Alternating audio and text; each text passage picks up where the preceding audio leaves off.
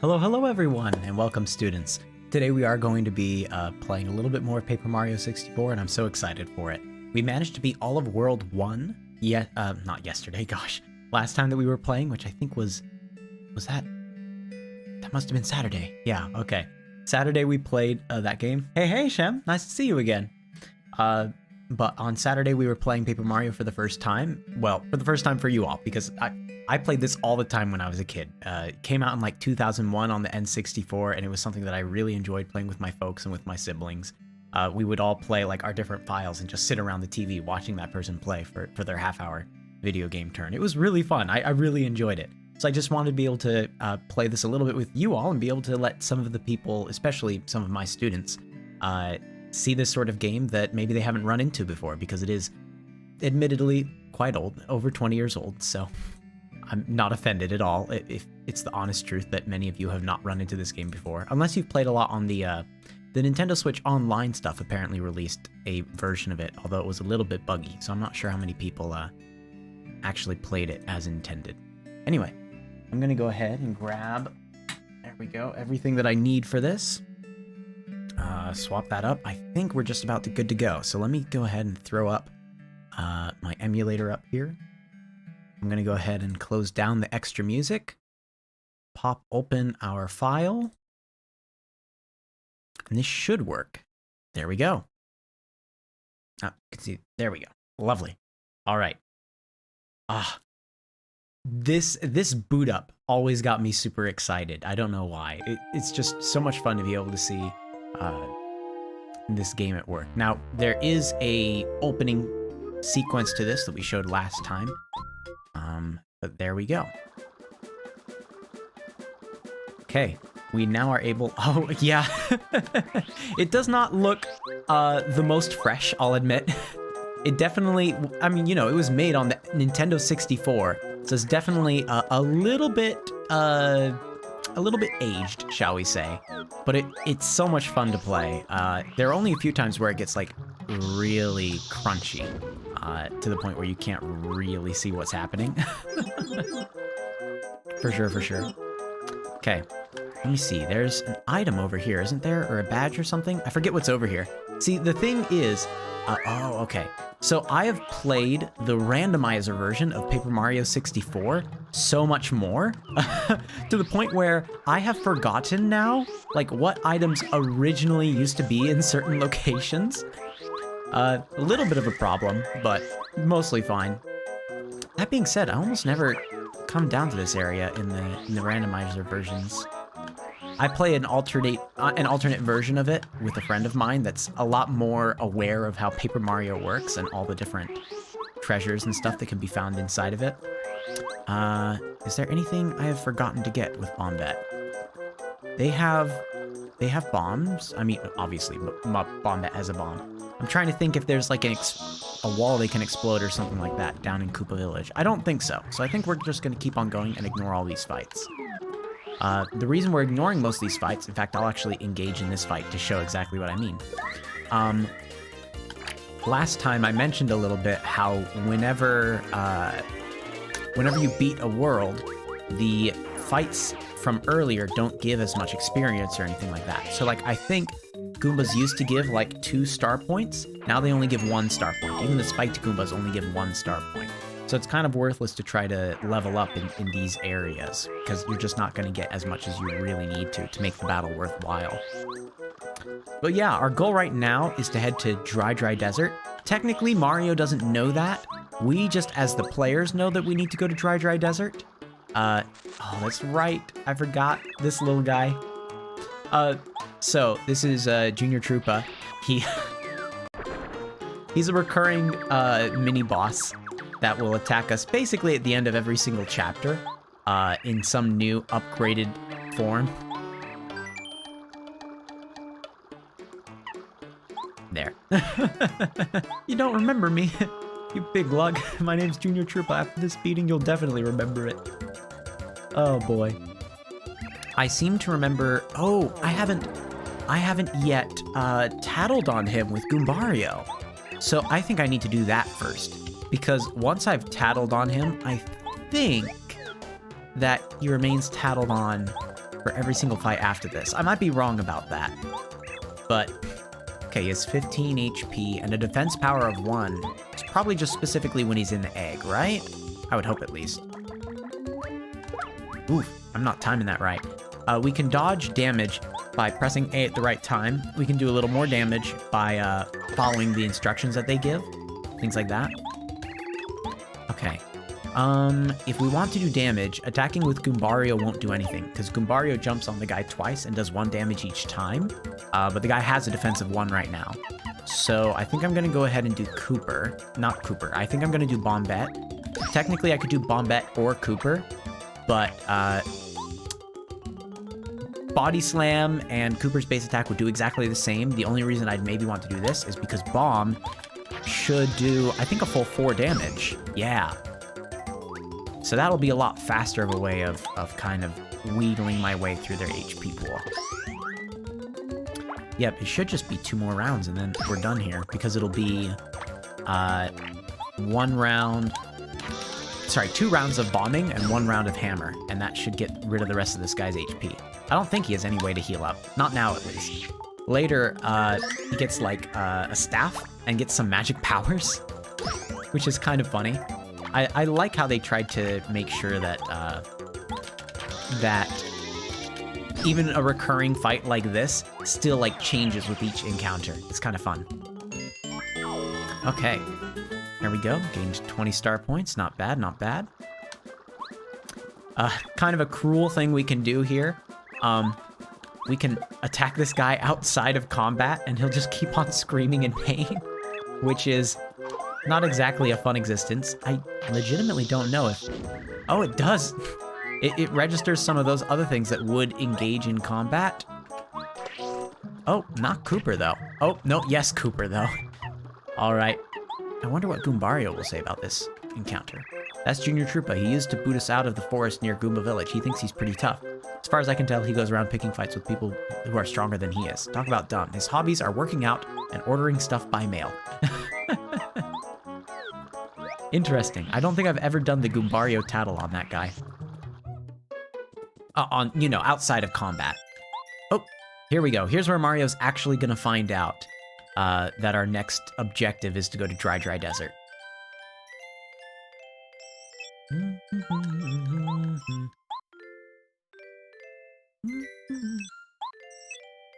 Okay. Yep, Dry Ruins is where we're going. Dry Ruins, specifically inside of Dry Desert. Now, I'm going to go ahead before I get much further. I made some surprises for you on the SMP, MrM. Uh-oh. That's dangerous. Thank you, Lemonade, I guess. I hope that they're good ones. I'm so afraid that something that's gonna happen is, and I know that if I say this, now it's going to happen, but whatever. It'll be well-deserved. The thing is, I normally don't play off-stream, right? So whatever location I left the stream on is more often than not the same location that that I will be in when I open up stream again. So I've been terrified that someone's going to go into my area one of these times once PvP becomes on, you know, on Friday. Technically PvP is on, but you know, with my blessing, PvP being on. I'm a little terrified that someone's going to make a trap that I can't avoid triggering. Okay, speedy spin, increasing the dash, multi-bounce, jumping on everyone, D-down pound, disabling their defenses. I mean, speedy spin is good just for getting around faster. I legitimately don't know if it costs any badge power or not. It's 1 badge power. I think it's worth it, personally, just because it helps me get around faster. Let's look at the badges we've got. I have the ability to... yeah. Okay, so I'm going to do Speedy Spin on 1, and then I'll do Hammer Throw on another, because Hammer Throw is going to actually be pretty important in the upcoming area of Dry Desert. Someone did grief your base, and we fixed it as much as we could. Hey, thanks for that. I appreciate that. I know that... I know that I'm putting a lot of trust in everyone when I say that, you know, the server is just able to be joined. I know that it's very easy to make my life much more difficult in the game. So I appreciate those of you that are doing your best to try to make sure that I have a positive experience when interacting with the SMP. I really do appreciate that. Because otherwise it could definitely be a nightmare of I show up and just all of my progress is reset and everything is gone and I just go, well, I guess we're doing that this stream. You know what I mean? Yeah. So it's one of the reasons potentially also why I'm a little afraid to join a group in the SMP. I know some people were saying like, hey, you know, join our group. We'll make sure that you're well provided for, things like that. One of the reasons I'm a little terrified to do that is just because if I join a group and then that group gets completely invaded by someone else, all of my progress kind of goes with them. I know that they're very silly fears to have, right? Like, it's definitely not something that I really should be worried about to like stop me from wanting to join someone else. But you know, I always just am perhaps overly cautious when it comes to games that are like survival based. It's one of the reasons why I find it really hard sometimes to play co-op with even my group of friends, where it's like I trust them and know that they like wouldn't purposefully sabotage anything I do. I'm always worried in survival games that if I play the game less than them, that I'm gonna fall so far behind to the point where it's like almost too difficult to try to catch up with everyone again. Okay, I thought that I could get a quest from these guys asking for me to bring them some lyrics and stuff like that. I might be mixing that up, or that might be something that happens at a later world. I won't be able to be there on Friday for PvP, sadly. Oh, that's right. Yeah, you're going off to... I know where it is. I'm pretty sure I know where it is. I'm not gonna say it out loud because I'm not sure that you intend for everyone to know where you are. But I remember you talking about going out. Okay, Koopa Village, 4 Rowdy Brothers, Kent C, and the Colorado. Yeah. So Kent C is a boss that starts popping up at some point. We don't have, I think, the tools to fight them right now, but we will eventually. I just wanted to make sure that I actually remembered all these different ways to explore around Toad Town. Okay, so we are going to head off, not yet towards Dry Desert. The reason is because there is a set of pipes, a sewer system that is down east and then south. So one place to the right and then one way down.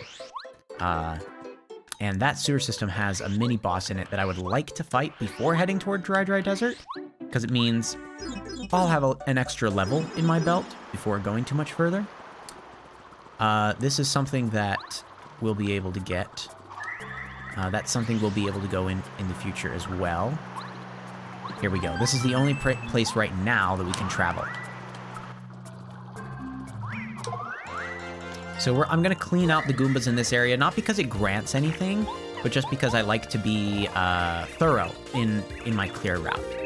Okay, so they have 7 health and they have an attack power of 2. Okay, if I really cared, I would just be doing power bounce on them, because that would just make it so I could jump until they're defeated, basically, as long as I kept on hitting the action command correctly.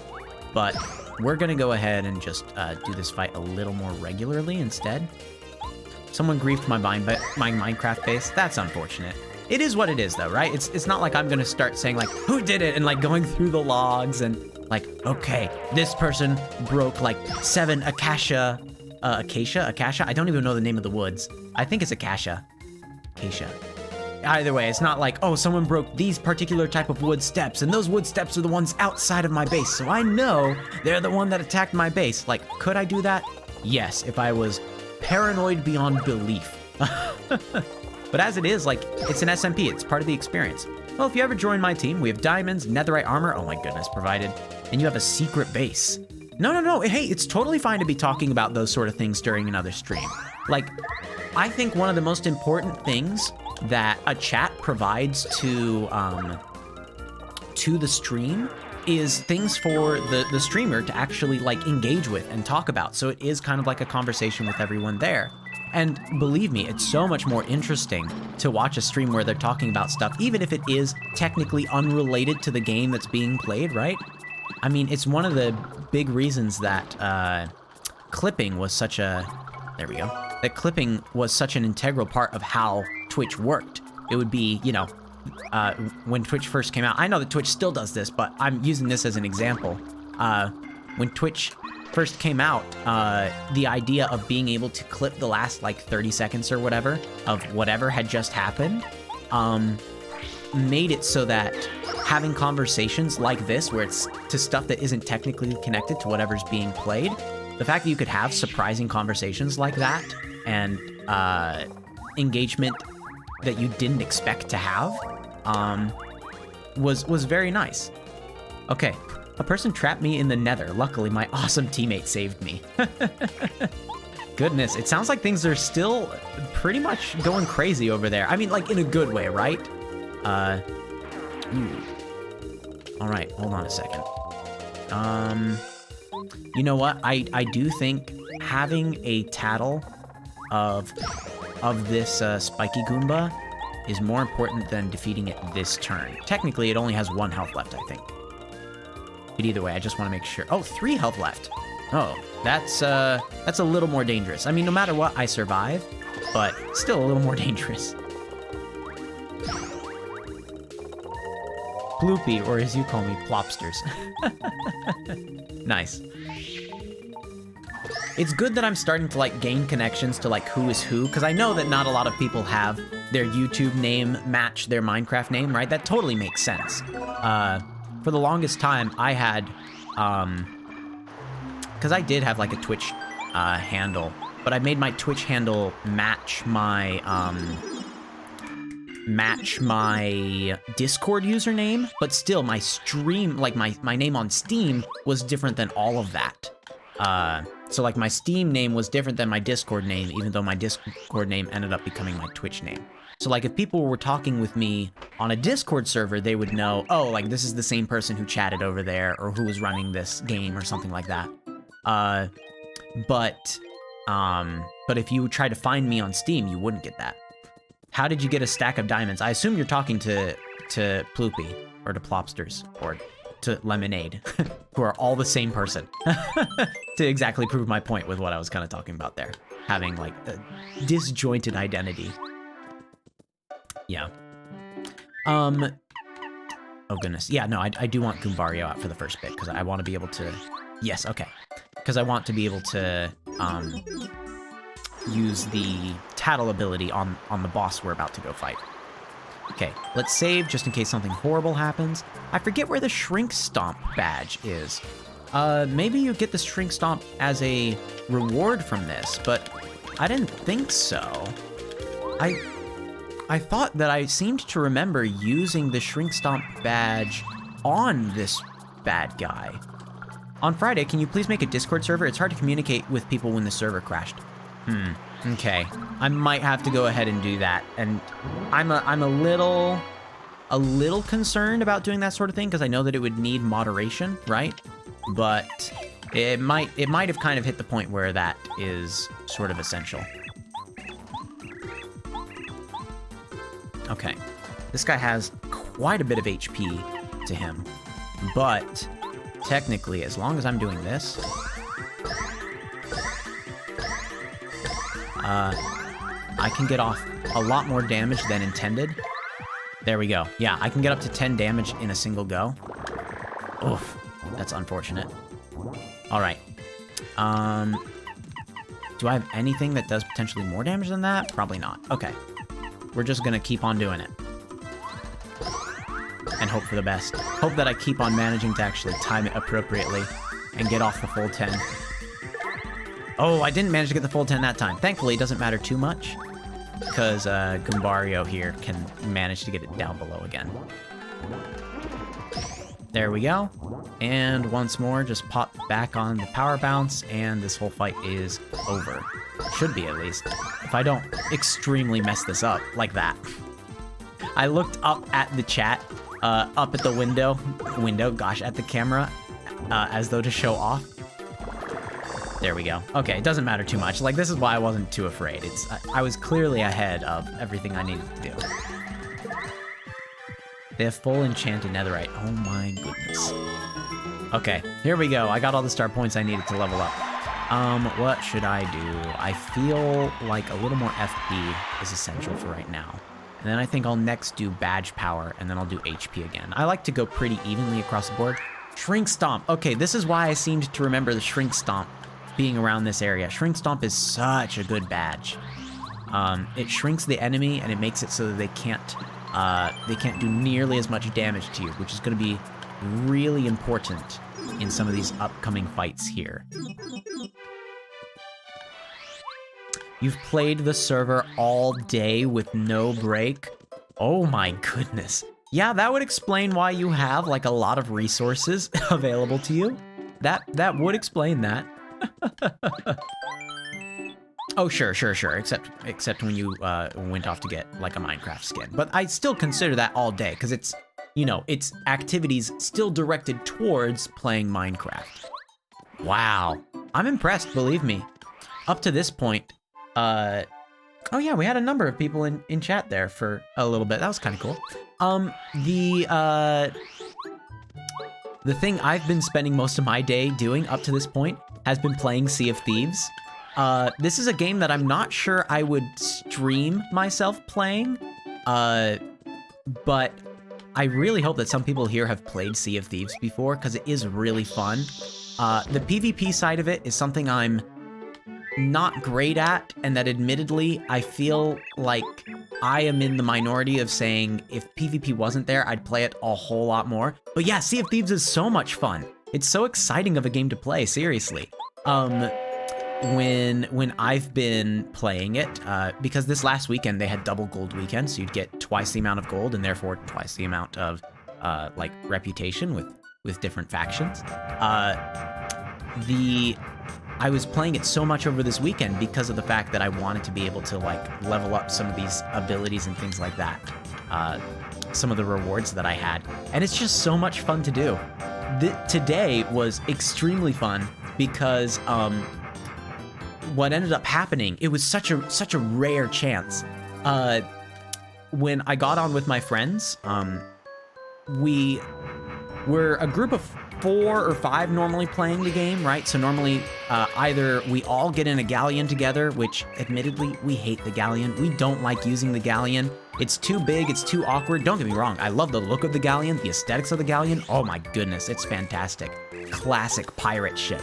And I love having the little captain's like room in the back.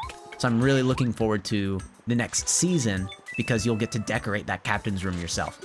Anyway, I know that is, I know that the galleon looks really good, but our group just does not do well with the galleon and 4 players on it. So generally whatever we do is we'll break into either 2 different sloops, which are the 2-man vessels, or a sloop and a brig, which is the 2-person sloop and the 3-person brig. The unfortunate thing here, I'm going to put a pause in that story while I talk.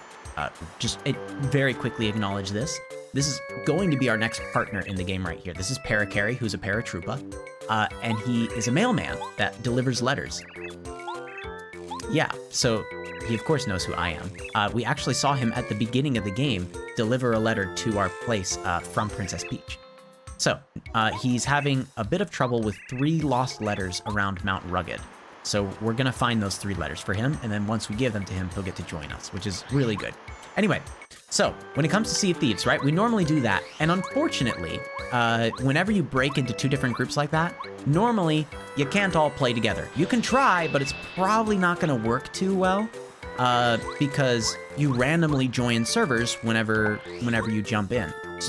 So unless you're on the same ship, with someone, unless you joined into this server as a team, you're not going to end up being in a group altogether. But yeah, the waves and a lot of things in the game are super beautiful. Like, it's a very beautiful game. Like, we want to play it. it's just kind of annoying how whenever you do try to play it, it's going to put you in a different group than people on another ship, most likely. Today, though, it was totally different because I logged on, the other friend of mine logged on at the same time, and just because we like to do this, we were like, okay, here, let's look at the map and make sure, like, are we in the same server or not?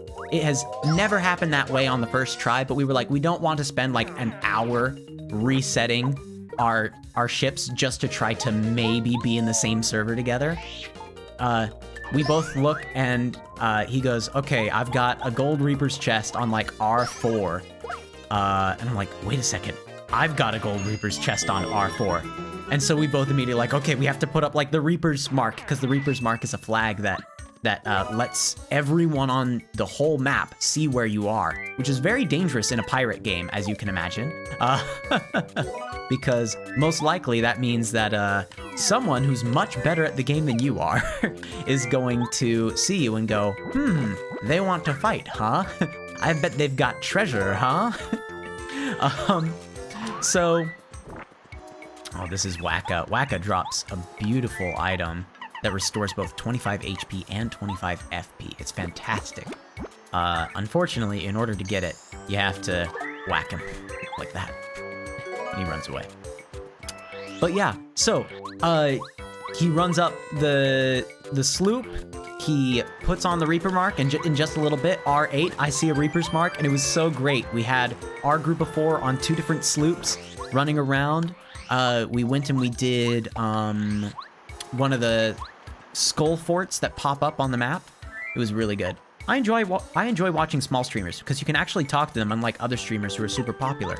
Yeah, I've had this conversation a couple times on my stream, which, I mean, you know, obviously just more plays to the point that you said exactly. The fact that you can actually have conversations with the streamers.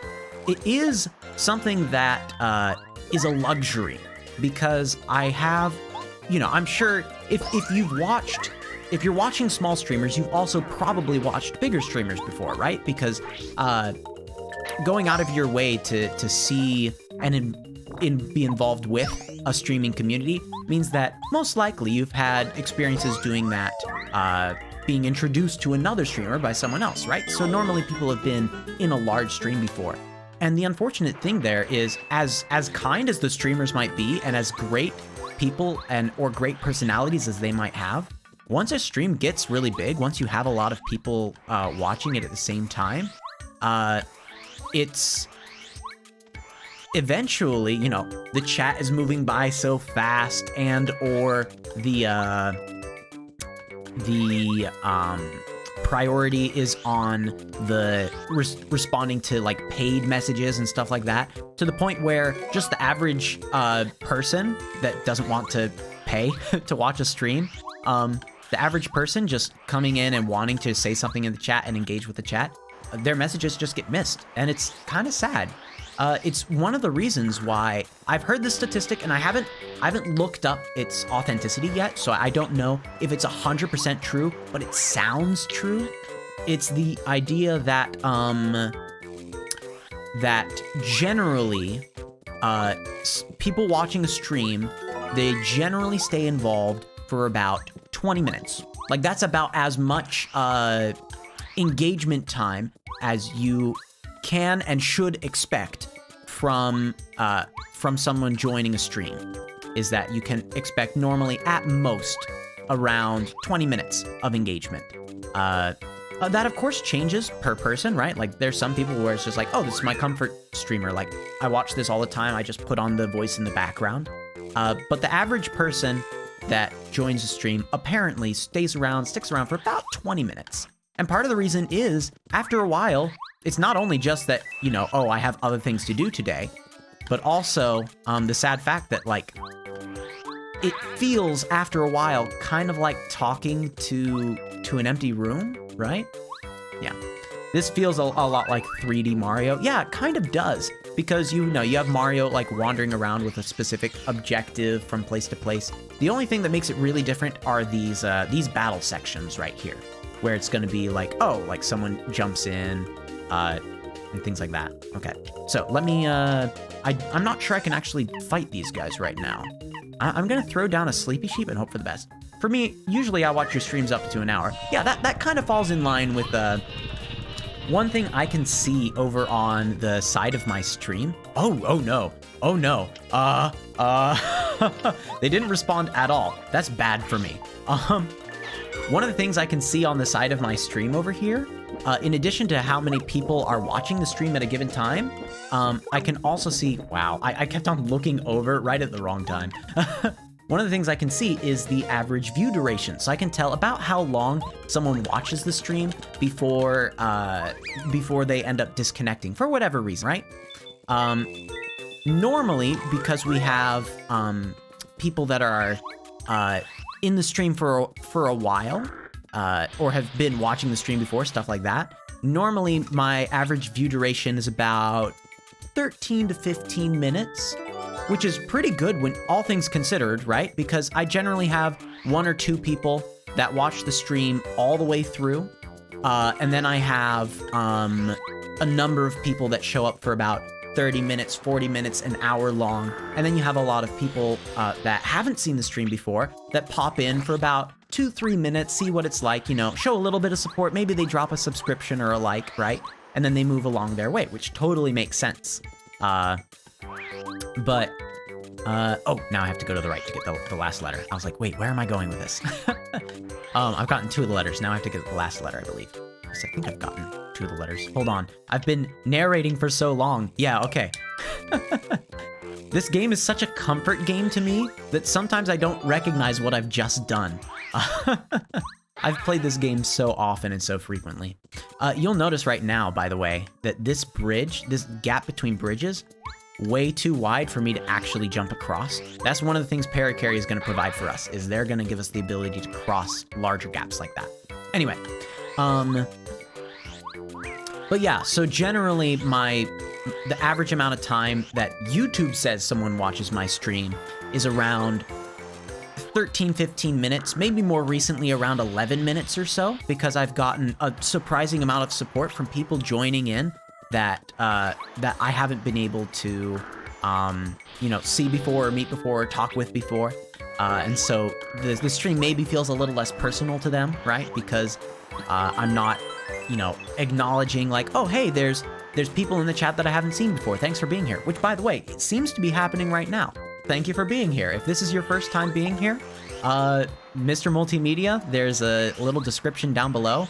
Short version is I'm a multimedia teacher that is doing this streaming set of stuff, mostly to be able to learn a little bit more and have a little more, I don't want to say ammunition towards, because that sounds violent, but have a little more clout to what I say, a little more oomph to what I'm preaching in class when I eventually run a broadcasting class for my school. So yeah, my multimedia class is a lot of video editing, meme creations, doing things like podcasting and voiceover dubs and stuff like that. So it's quite enjoyable to do. And I wanted to make sure that I had like a collection, it's not like a resume. What is it? Like artists have to make like a portfolio. There we go. I wanted to be able to have like a portfolio of content. By the way, I just realized my blue light was not on. There we go. There are so many little things that I've done with this stream across the board.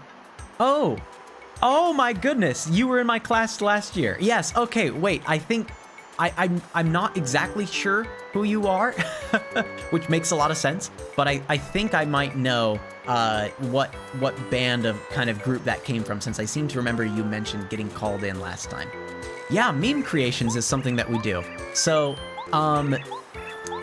there's a program that we use that's strictly online, because of the fact that our students have to use Chromebooks. Chromebooks are just online computers, right? So you can't download, say, Photoshop onto a Chromebook because it doesn't work.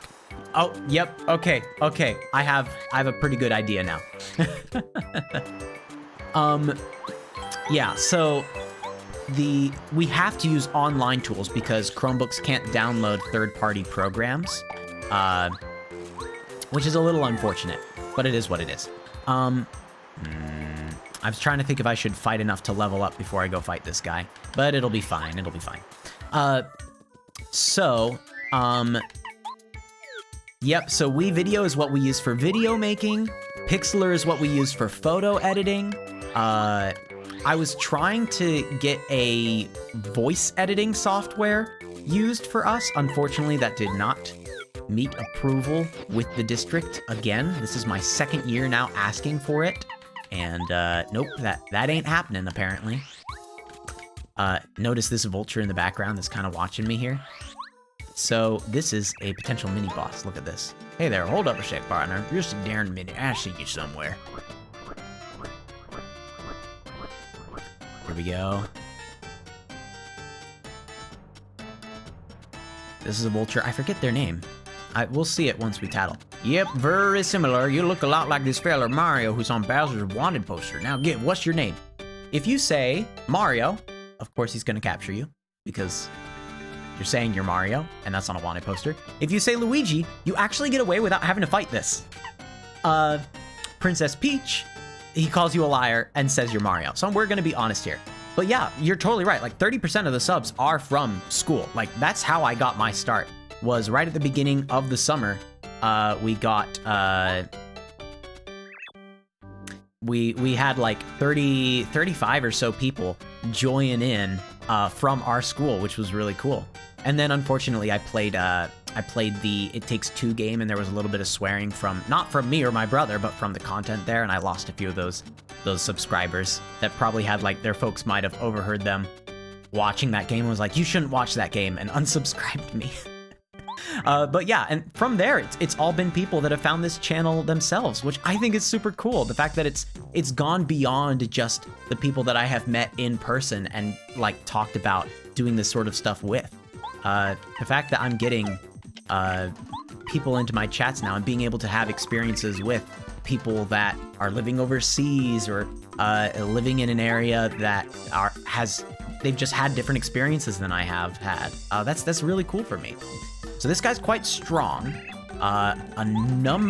Quite a bit of HP. Yeah.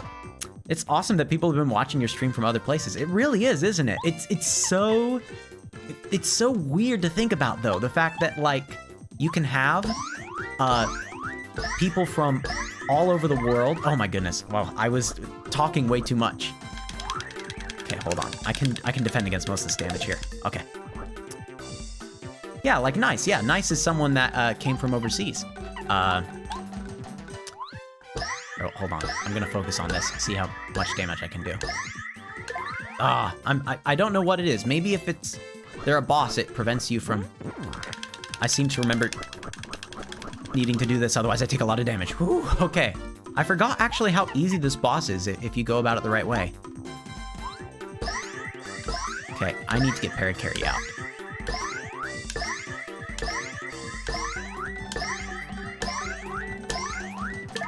That was 13 damage. I apparently have just been bad at this game and just finally got this correctly done. Lol, the fishing area. What? Oh, by the way, I don't think FaZe Owen ever joined the server. They might have when I wasn't on myself, but... Oh, I completely mistimed that. I just realized I'm watching you off of PC and my phone. Oh, that probably accidentally, like, doubled my viewership from you for a little bit. Okay, here we go. I'm gonna see how much I can get here. I keep on... I don't know what it is. Sometimes I do it really well, and sometimes I do it really poorly. An automatic 5 damage, though, I think is good. I don't want to see what happens. Okay. I think I take a lot of damage if the guy drops me. I don't have anything here other than stuff that will provide FP. So let's go ahead and do that. Really? No way. Santiago, Aleman, is it Cisneros or Cisneros? I'm pretty sure it'd be Cisneros. The thing is, and this is, I hope that this doesn't mean that you immediately leave. But, oh, that was weird. The most experience that I've had with with someone who has had Spanish as their primary language, right? As the first language that they've had. The most experience I've had is that I lived for about 4 months with someone from Spain. I've lived with a lot of people also that, you know, like I went to college with a lot of people that had Spanish as a secondary language, or that had lived there for around, you know, 3 to 5 years or so. So I've known a lot of bilingual people, but talking to people that like have Spanish as their first language and their primary language, sí, señoros. But it's mostly been the Spaniard that I've been friends with, and still good friends with them, still chat with them all the time. Unfortunately, that does mean that a lot of the Spanish that I learned is not Spanish that is as, shall we say, universal, local. Hola, ¿cómo estás? And that's just it. Like, you're starting to hear it there. Like, most of my conversations with them, like actually speaking Spanish, like I have the lisp F, right? So you're like doing the like, hola, ¿cómo estás? Estoy bien, gracias. Stuff like that. It's Spanish that, like, a lot of people that I teach here in America, right? If they're like, oh, you speak Spanish, huh? And they, like, try to speak with you, or like, oh, like, how are you doing? I see. It's like, no, you don't speak Spanish. Well, yeah, I speak Spanish. No, not my Spanish. Which I think is really funny, especially as someone that speaks Finnish, right? It's definitely interesting seeing the reactions to someone, like, speaking your language or speaking different languages or speaking languages that are around the areas that you came from, stuff like that. It's so much fun. I'm just so good, bien, yeah. 19 people it says now, 16. Yeah, I mean, it's surprising how many people we have like popping into this stream, especially because I'll be honest, the fact that this isn't, you know, obviously a much older game, a game that not a lot of people are familiar with, and definitely hasn't been popular recently, right? Like, it's one thing if you say, oh, I'm gonna play Fortnite for a while, or I'm gonna play Minecraft for a while. Like, those, it makes sense when people join the server and you're like, okay, yeah, like, they probably were searching for something like that, and they joined on in. But this is legitimately, like, people that have probably all seen my stream before that are all showing up now, yeah. I remember at first you had like 4 or 5 views. You're totally right. Like, when the stream started off, like, I was like, this is probably just gonna be me and 1 or 2 people for a good while. And that's, I'm fine with that. Oh no, this guy stole my coins. How much are they stealing? About 10 coins per time?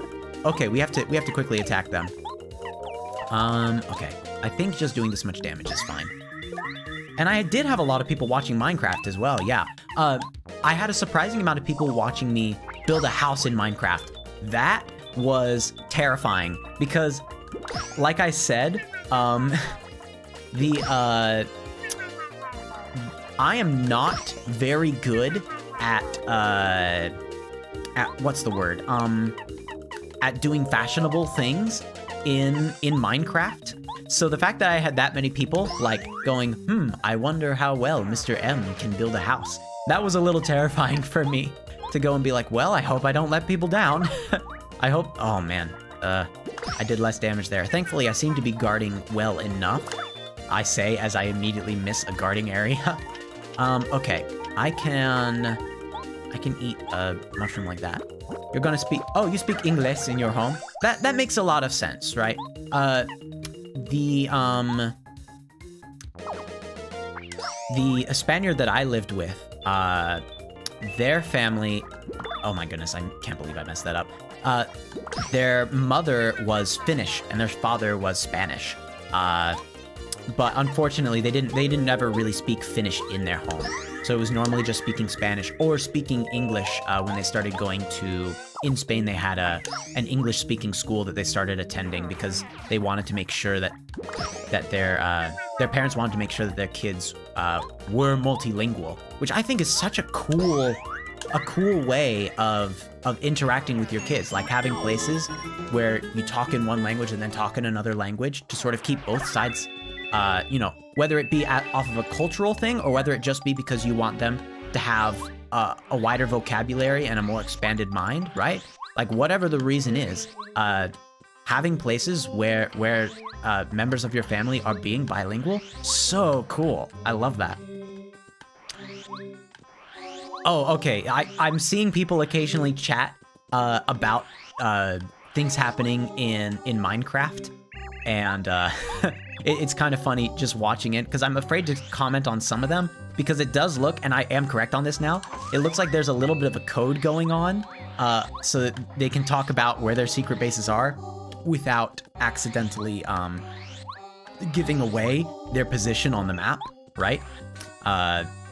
So it is kind of funny seeing these like secret chats happen as they mention things.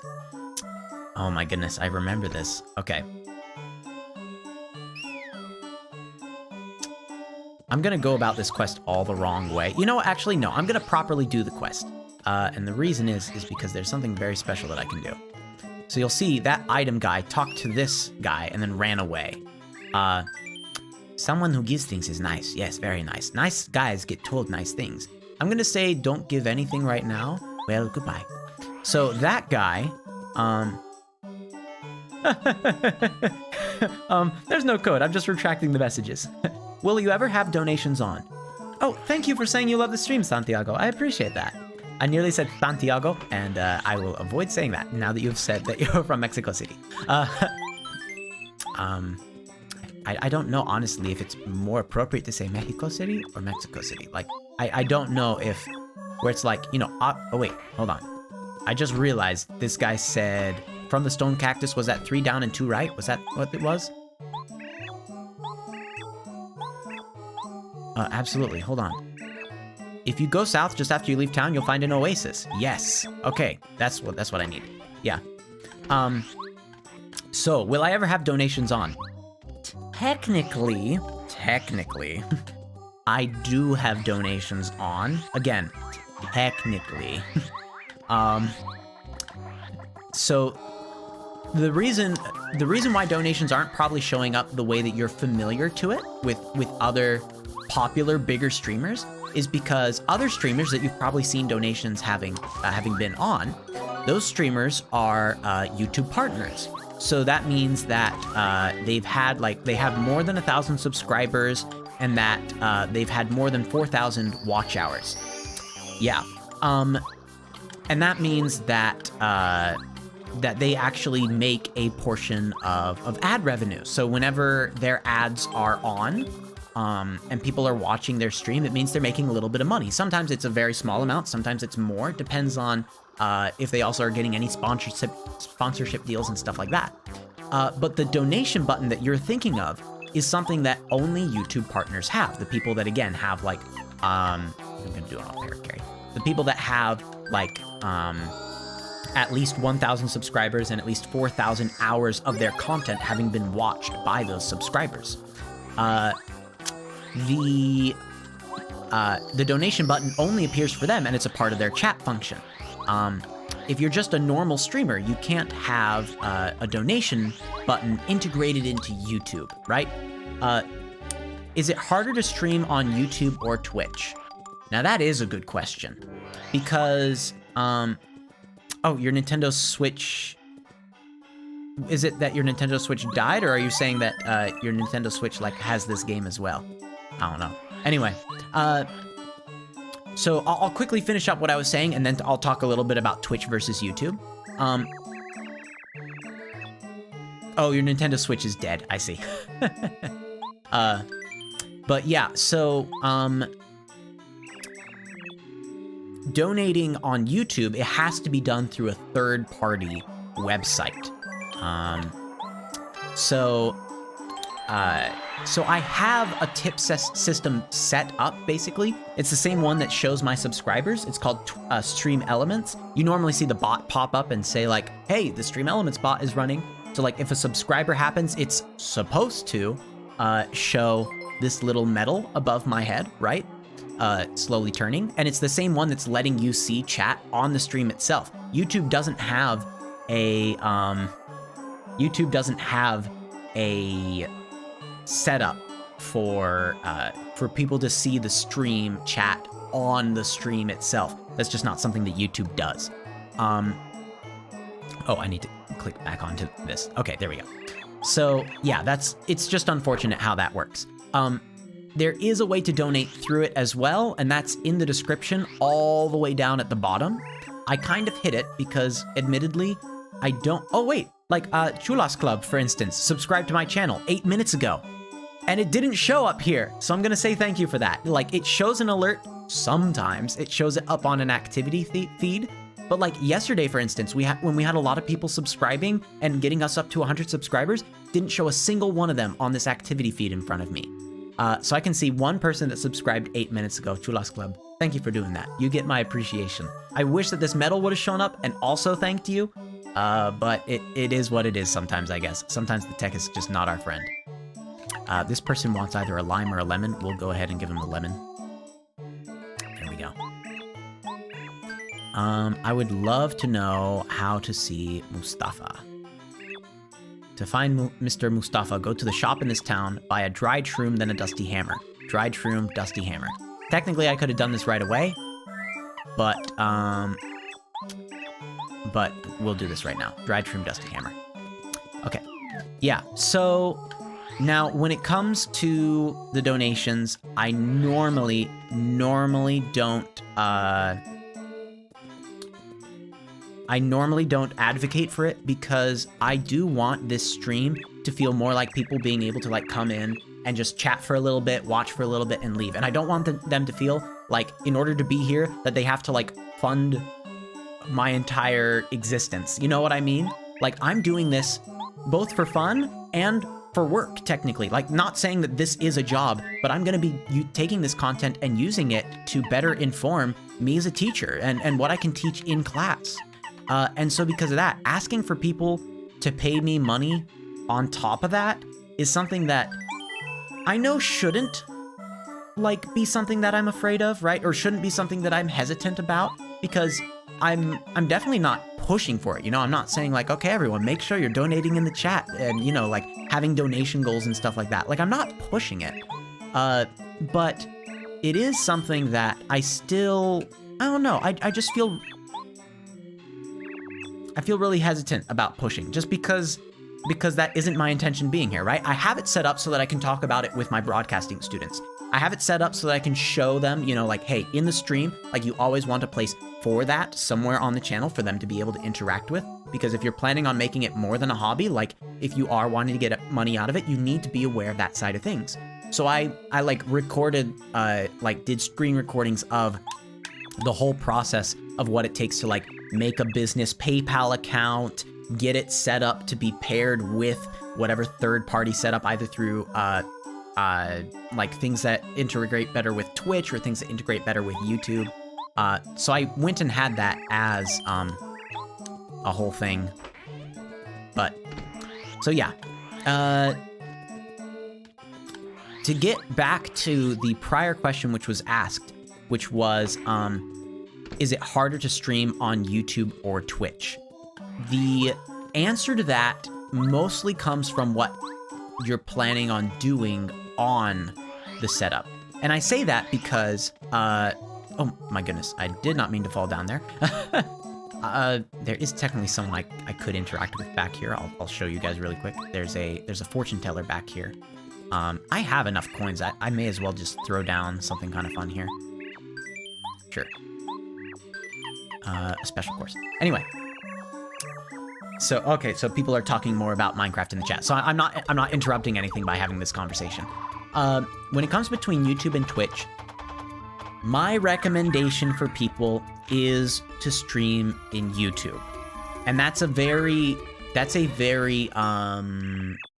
hard stance for some people to accept, simply because Twitch has been around quite a bit longer. Twitch has been more familiar with the streaming game for a while, right? But I personally think it's better nowadays, especially as a new streamer, to be streaming on YouTube. And a lot of the reason why that is because it is a lot easier to get discovered on YouTube. Because in YouTube, you are not only, if you're actually wanting to like make money from this sort of thing and get like a following from there, you shouldn't just be streaming. You should also be making and editing videos.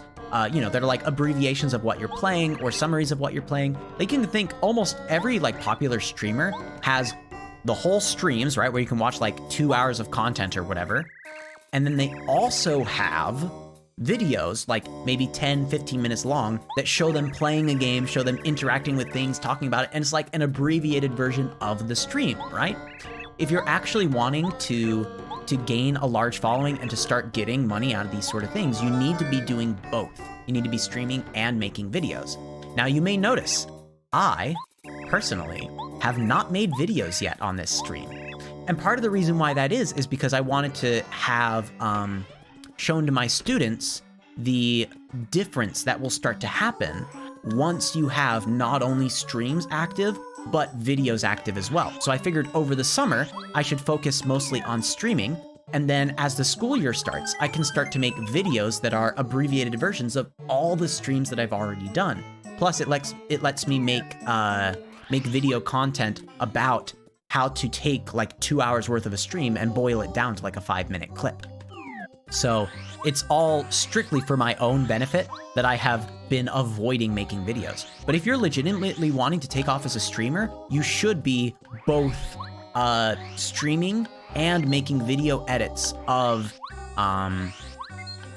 your streams, because that's the better way for people to actually discover who you are and be able to have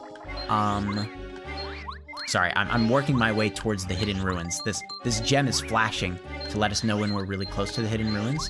Is it more to the right or is it more to the left? I forget. Okay, it's slowed down, so it must be more to the left. Anyway, so yeah, if you're actually wanting to have streaming go beyond a hobby, you need to be both streaming and making videos. Twitch doesn't really have a good way to do that. If you're streaming through Twitch, it means you're gonna like download the VODs afterwards. You're gonna be using those, and then you're going to drag those into video editing software and probably make them like in YouTube or something like that. I'm gonna go play with my friends. I'll check in with the stream later. Okay, be seeing you, Lemonade. Thanks for checking in. I appreciated that. You've been here for so long. You've been here for just about an hour, like you said. So I appreciate you sticking around that long and chatting in the chat. Yeah, good questions across the board. Thank you for those. Yeah, so I normally recommend for people starting off, I think the best thing to do is start with YouTube. Because if you're actually wanting to make more than just a hobby, but also a career out of this sort of thing, it's gonna be easier to make your whole brand on YouTube instead. That's just my opinion though. Like there are things to be said about going to Twitch first, right? For example, Twitch does have a lot more integration of ways that chat can talk with the streamer. Like the emotes are a lot more interesting. The fact that you can have like personalized emotes in Twitch, and I don't think those have made their way over to YouTube yet, right? That is something that could draw someone to instead be going to Twitch, is because they care not as much about how exactly the stream goes, but they care a lot more about being able to talk with people in the chats and being able to engage with the community that way. And if that's the case, then yeah, Twitch is probably going to be the thing that you prioritize, because you're prioritizing a different thing than YouTubers would be prioritizing. There is something to be said though about, and I know that a number of streamers are doing this now. I think Ludwig is the one who mostly pushed for it. There are some people that are installing plugins into YouTube.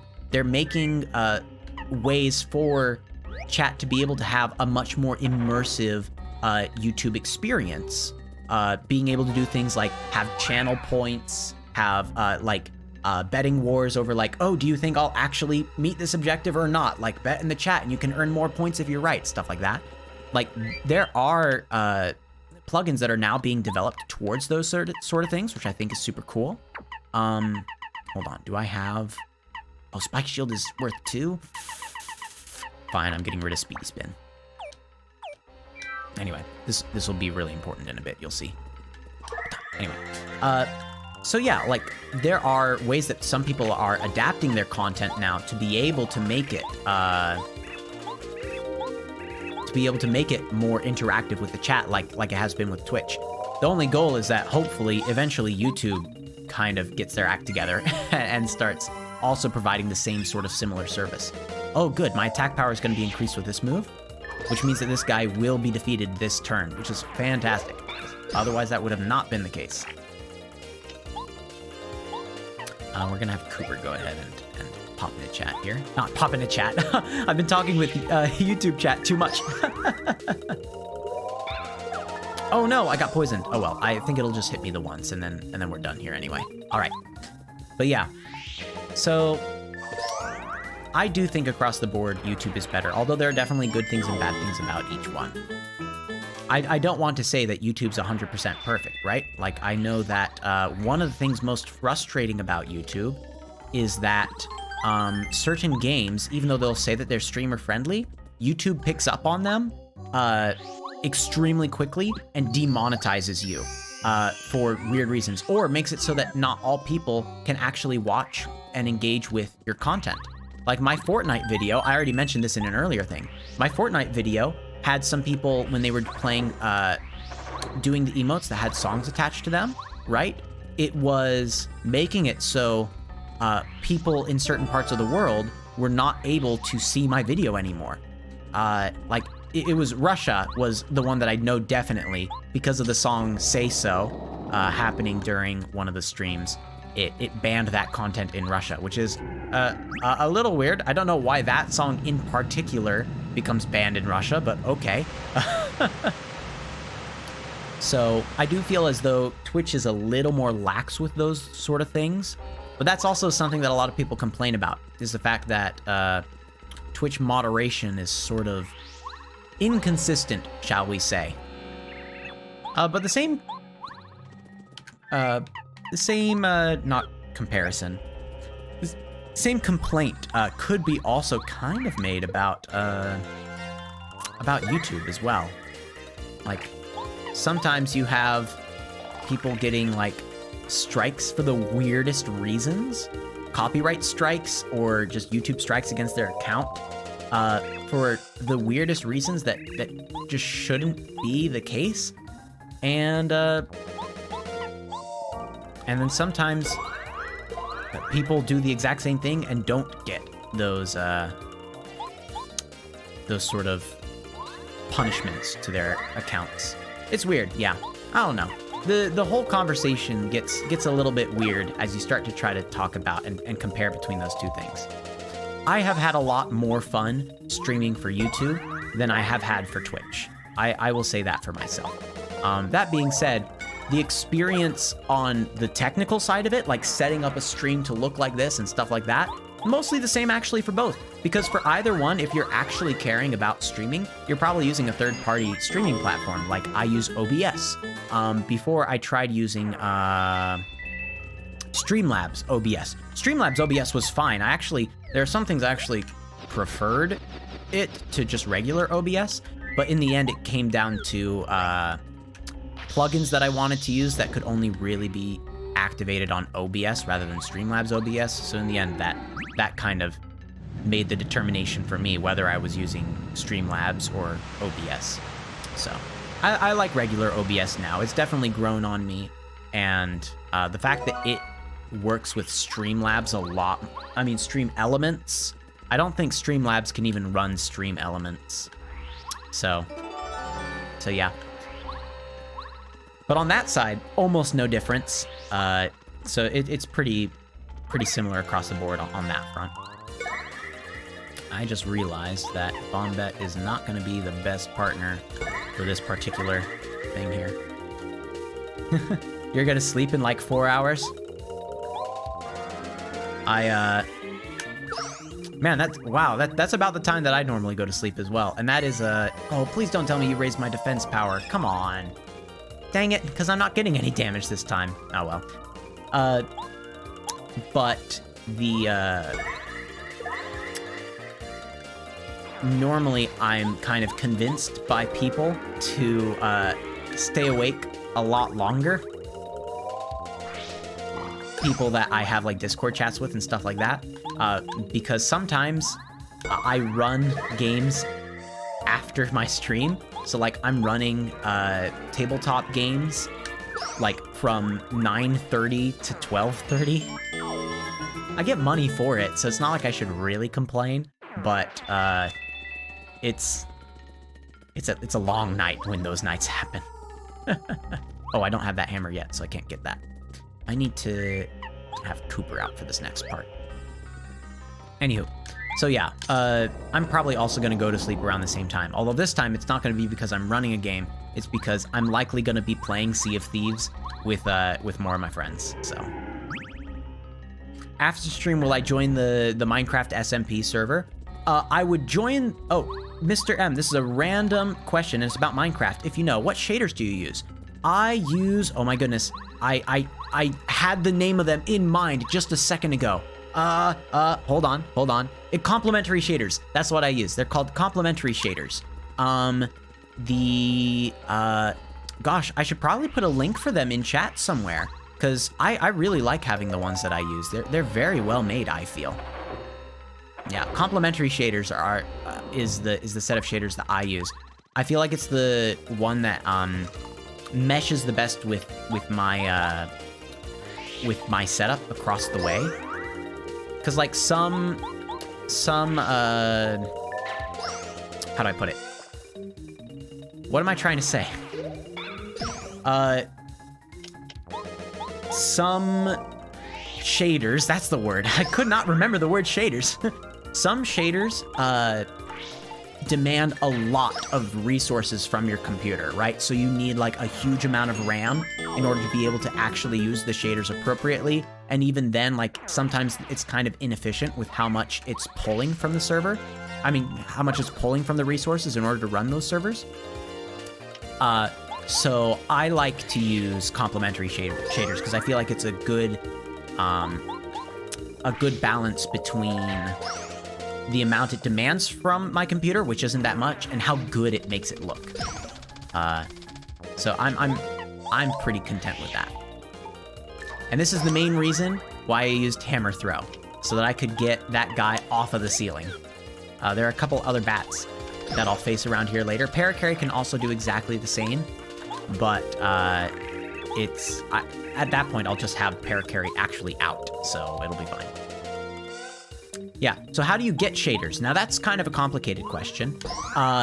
The short version is you can't just download a set of shaders and apply them to Minecraft right away. The unfortunate truth is you have to be using another third-party thing. The best one to use is called Optifine. Optifine lets you take shaders and actually use them in Minecraft. So Optifine is... Sorry, I was just trying to think of the best way to handle this. Optifine is going to be what you need to first download if you're planning on using any shaders. And that's because it's going to... Oh, I was waiting for it to hold above my head and then zoom in. Anyway, the main reason for that is because once you have Optifine, that's then when you download shaders and you put them in a specific folder. So using Optifine, it allows you to then grab, download shaders, grab them, and activate them. There we go. So yeah, if you want to get shaders, you first have to get Optifine, and then you can find some shaders. I like complementary shaders. Some people prefer other shaders. I don't remember the names of many other shaders right now, so I can't give them to you. So it's gonna sound like I'm very biased towards complementary shaders, but I like it a lot. Right now the Minecraft server has like 6 people on it. I know that it can have at max 10 people at a time, so it's probably good. If we have like 6 people, that means if I don't have friends on tonight that want to be playing Sea of Thieves, it means that I could, if available, pop on to the server. I wouldn't have to worry too much about that. There's someone, the boss of this area is speaking to you the whole time, trying to let you know there's a curse on the whole place. And it's funny because when you walk into this room, I think, yeah, you can go back in time a little bit. Wait, come on, don't go into that room. Oops, I mean, flee now while you still can. If you continue, you'll feel a horrible curse. He's been telling me this whole time to run away. And I just find that a really funny sort of thing. Okay, here we go. All right, so the objective is, first, we're gonna go ahead and activate this pink one. This green one up here. Then once we've activated the green one, it should bring us over to the pink one over here. Because our goal is to get all the way up to that, which we had to have the pink one activated in order to do. So there we go. Now I can just walk all the way up, provided I go to the far right over here. There we go. Green on up to pink. Anywho. Oh, I did not mean to hop on that. Whatever. Yeah, so I will pop onto the Minecraft server later tonight if it ends up being that the people that I normally play Sea of Thieves with aren't on or don't have a space available to join them. Yeah, we put diamond armor in your chest, and I made a giant wall surrounding spawn. Oh, okay.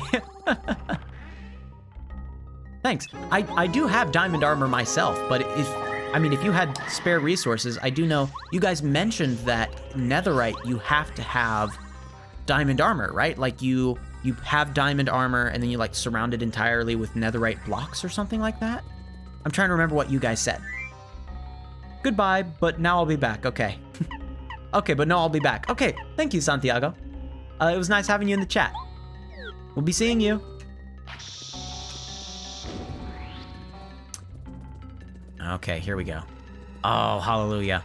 So these materials, I didn't mention this before when I did it with Paracarry, but these are upgrades. They make your partners more strong. They make them quite a bit more powerful in combat, and they also get another special move. Yes, not really netherite. Okay, it's netherite blocks, not netherite bars. Okay. Legitimately, I thought that they were blocks. Oh no, I was gonna use a healing item. I didn't use a healing item. Uh-oh. This might be bad for us, fam. Should I use the healing item first and waste my turn in combat? I feel like these guys are gonna do 3 damage to me each, which would end up killing me. So I'm gonna go ahead and use the healing item. You only need 1 netherite ingot per item. Oh, okay. Still. Explode and destroy all enemies on the ground. Let's try that. Okay, full damage. What's it do? 5 damage to each of them? And that does 1-hit KO each of these guys. There we go. Apparently I didn't need to use that item. It was just kind of worthless to use. Oh well. Let's get myself some more badge power, because now I actually have some badges that I want to apply. The first one I want to apply is, and this will be the only one I can apply right now, the damage dodge badge. As long as I use the action command, I take 1 less damage as Mario. So that means instead of just defending 1 with each of my things, then it'll be 2. I'm getting, well, it's complicated from them.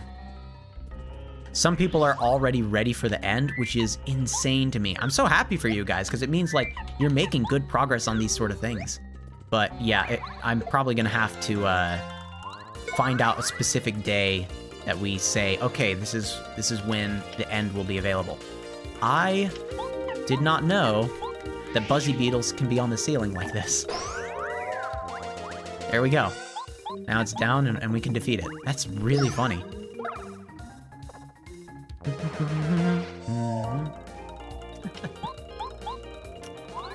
For those of you that are in chat, and remember, you don't have to actually feel like I'm trying to pull you into a conversation here if you don't want to interact with it. If you are fine just lurking and watching, totally fine by me. But I am curious, how many of you have like seen this sort of game played, like seen, not sort of game, this particular game, Paper Mario 64 played before? Because I am surprised that I have so many people showing up in this chat, and I'm wondering how many people it's, oh, I've played this game before, and I saw it, and I thought, oh, that I remember this, and it's like nostalgia kicking in. And I'm also curious how many people were like, I've never seen this game before, and wanted to get a little bit better of an idea of how in the world it might work. I'm getting right away, I'm already seeing some people say, oh no, I've never played this game before, never seen this game before. Yeah, that's what I gosh, voice crack. That's what I expected was going to be the case for the most part, was that this game was going to be rather new experience for most people, because it came out in 2001, right? I mean, my brother, Fiber, was born in the year 2000. Like, this game is almost as old as they are. So like, it's not something that I expected especially because I, created this channel with the majority of people being from my middle school classes. I expected for the most part that these were going to be unfamiliar experiences to many of the people watching this sort of chat. But I hope, oh my, I paid money to this fortune teller to give me random buffs, and they keep on giving me useless buffs, like decreasing the amount of damage that I'm going to take in a turn where no one's attacking me. Oh well, it is what it is. But yeah, I'm hoping, I honestly hope that for most of you that are watching, that this is kind of a new gaming experience. And the reason is because I want you to look at this game and be like, wow, this is kind of fun, and actually go out and experience it and play it for yourself for the first time. This is, like I said, a very fun game. I know that a lot of you will think that it looks quite a bit older than most of the games that you are used to playing. But it is such a fun game because of the fact that it has all these like fun little puzzles, little ways of using them. The fights themselves become pretty interesting when you consider that there's all these like different badge strategies that you could be using. Like I could really be relying on, say, the close call and the refund badge for like every time I use items, I get a lot of money back. So I'm a very item focused fighter. Or I want to be at low health because it means that the enemy's hits will just outright miss a lot of the time. Things like that. Like there are a lot of really fun strategies for this game that I don't get to show off because I'm kind of just playing through it the way I've almost always played through it. It's very hard for me to rid myself of the habit of how I've always played this game. If you do not retreat, there'll be grave trouble. I do not lie. You will regret it. The thing is still trying to get me to freak out. Oh, this is the same room I was just in, so we don't need to be here. Welcome back, Santiago. That was a lot faster than I thought you'd be back. I thought it was a whole thing of like I'm gonna go eat dinner or something like that. See you in like half an hour maybe if you happen to still be on. Oh yeah, of course I had a key. I got it from that area that I was just looking down on. Silly me. Oh well. All right, I don't think I can, I can't just fall down there. But, so I need the triangle badge in the far left, the diamond badge in the middle, and the moon on the far right. So do I have any of these yet? I think I have I have the diamond stone. So diamond in the middle, triangle on the far left, moon on the far right. Diamond in the middle, there we go. For me, I ate dinner watching the stream. Yeah, that's what I often do. Whenever I'm normally watching the stream, I normally combine it with other activities because I'll be honest, I normally love to watch streams after they've happened because then I can watch them at ×2 speed. I love watching videos at least ×2 speed. In fact, I have a plugin on my proper computer that lets me bump things up to as fast as I possibly want to put them, and sometimes then I put things up to 3 times the speed. Normally just 2.5 times the speed minimum though. So yeah, like there's definitely in that case a benefit to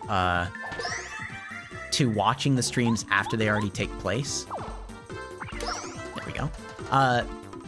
But if I'm gonna be watching a stream live to support someone, which I do regularly enough, right? If I'm gonna be watching a stream live to support someone, then I always like to have another activity happening at the same time. Maybe I'm eating food, maybe I'm like preparing for one of the games that I run in person, not in person, but online, like tabletop games and things like that.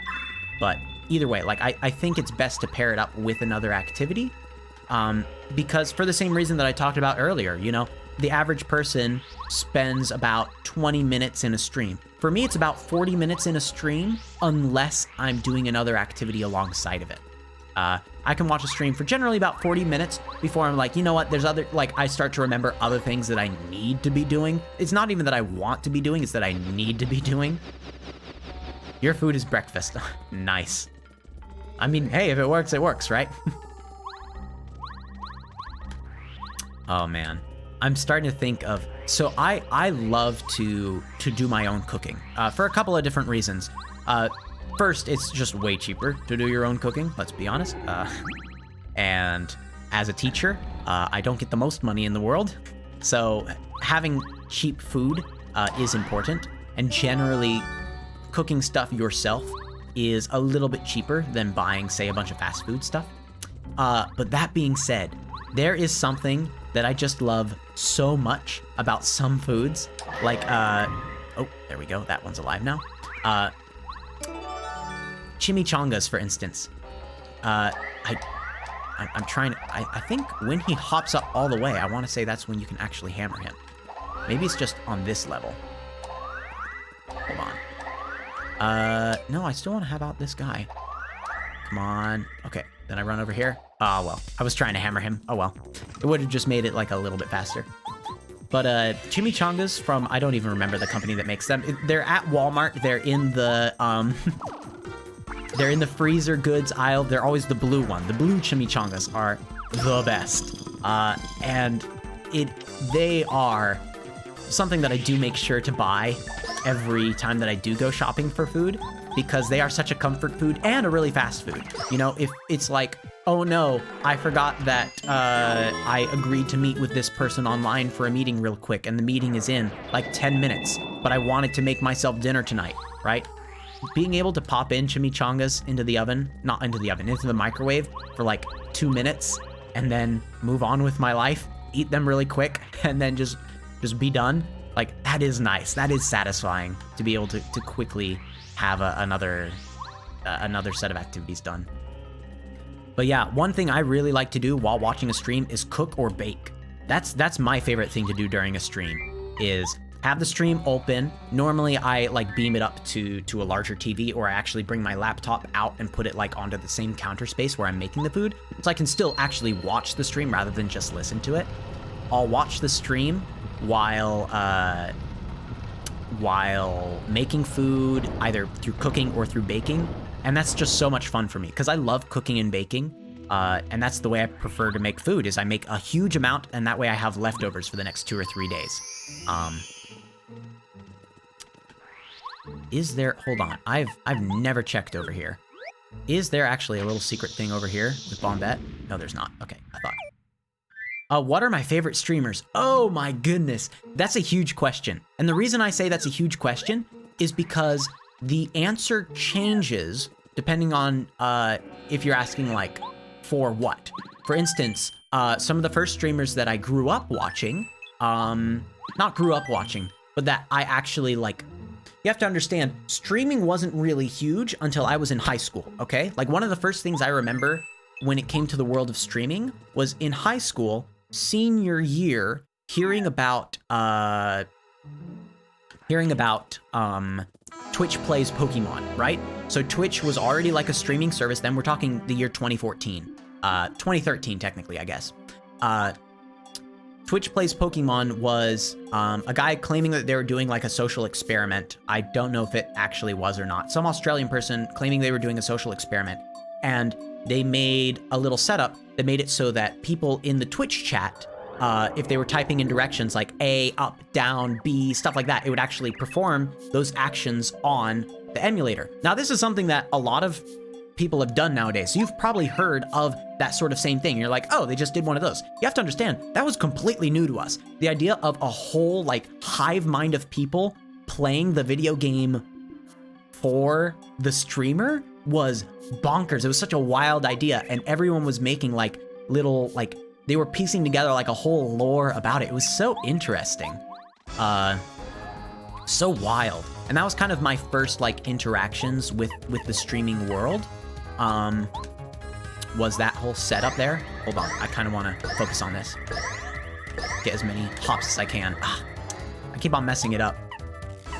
I'm gonna go ahead and just shell dive, because while it will do 5 damage, maybe now 6 damage for hitting, I think it would be better for me to save that FP for the multi-bounce. I'm gonna go ahead, hammer this dude. So yeah, my favorite streamers, I need to actually say this now, because I realized that I avoided actually answering. My favorite streamers,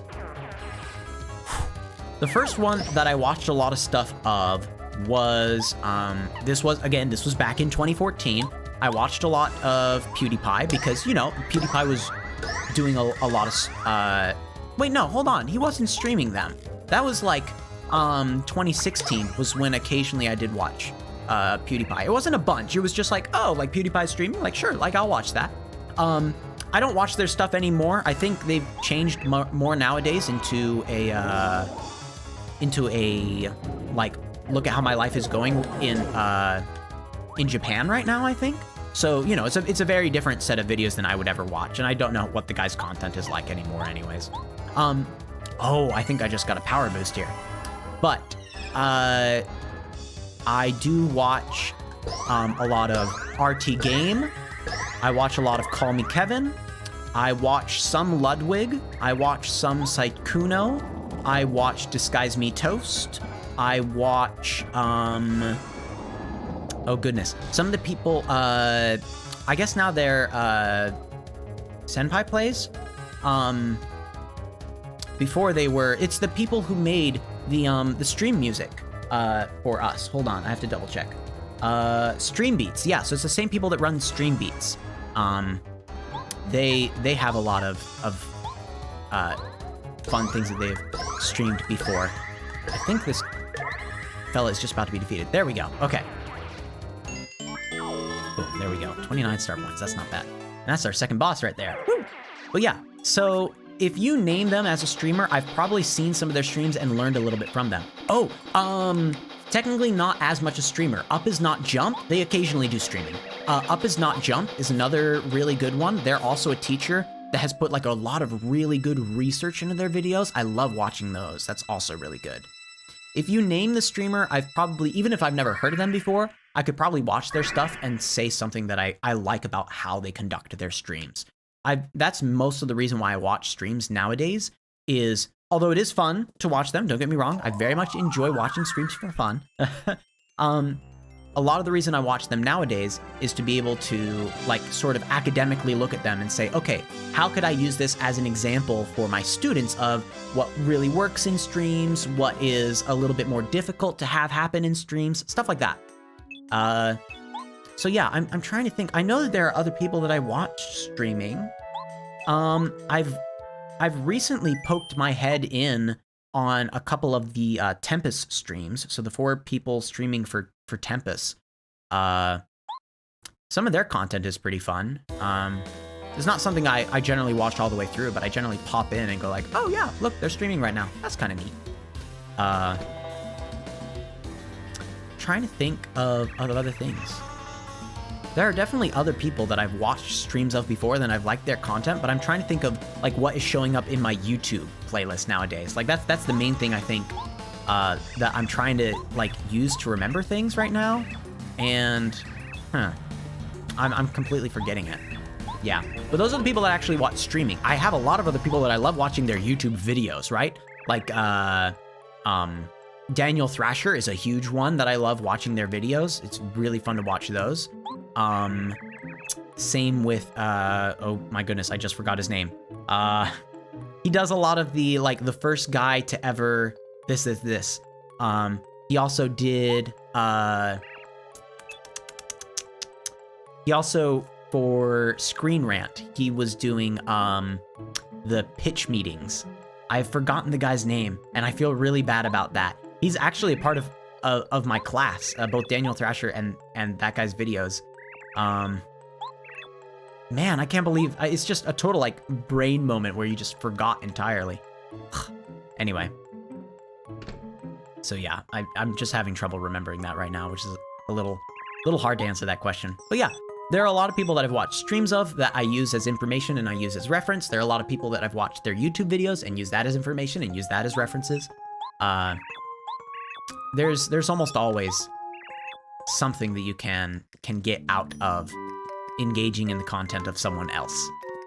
Even if you're a streamer yourself, and I would actually go far as to say, especially if you're a streamer yourself, you should be watching the content of other people so that you can be getting good ideas on what to be doing, how to phrase things, how to be involved more with chat, how to make your stream more accessible to other people. I saw recently an article about someone going and applying for a position with one of their favorite streamers to be a live closed caption person. So someone that it's not just that they, oh, this is the first time I actually get to wander around as Peach and do some stealth mission stuff. It was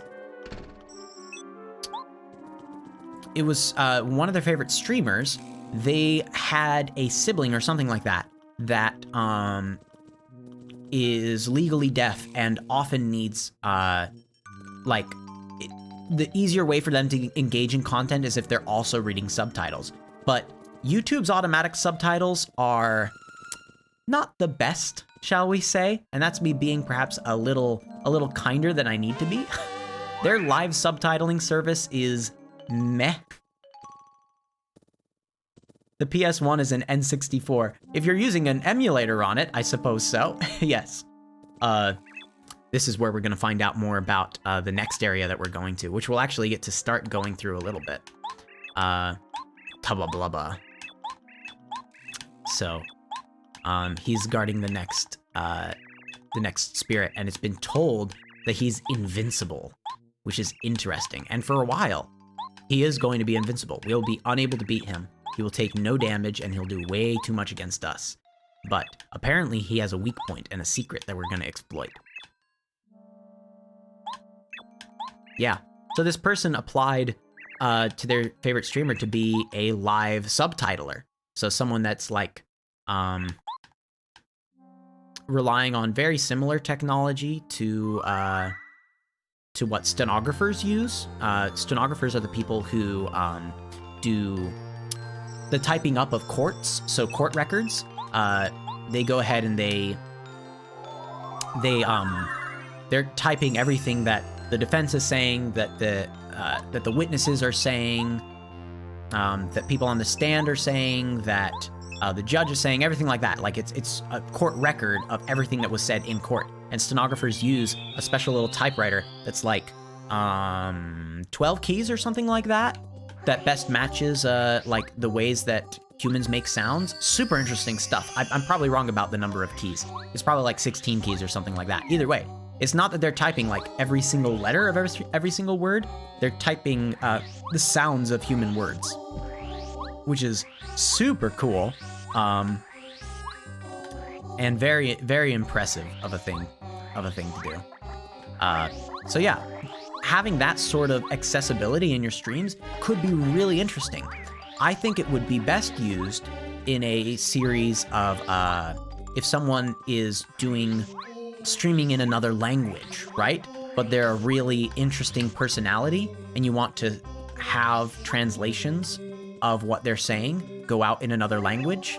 I think that live translating there, live subtitles of translations would be really powerful and really impressive. So I got this artifact in the Dry Ruins, and because I'm giving it to him, I'm gonna get a little bit of a treasure here. I think it's just a star piece, but still, it's good for me to get that sort of thing. Okay. I think we can just save our game here and just make sure that we don't lose any progress.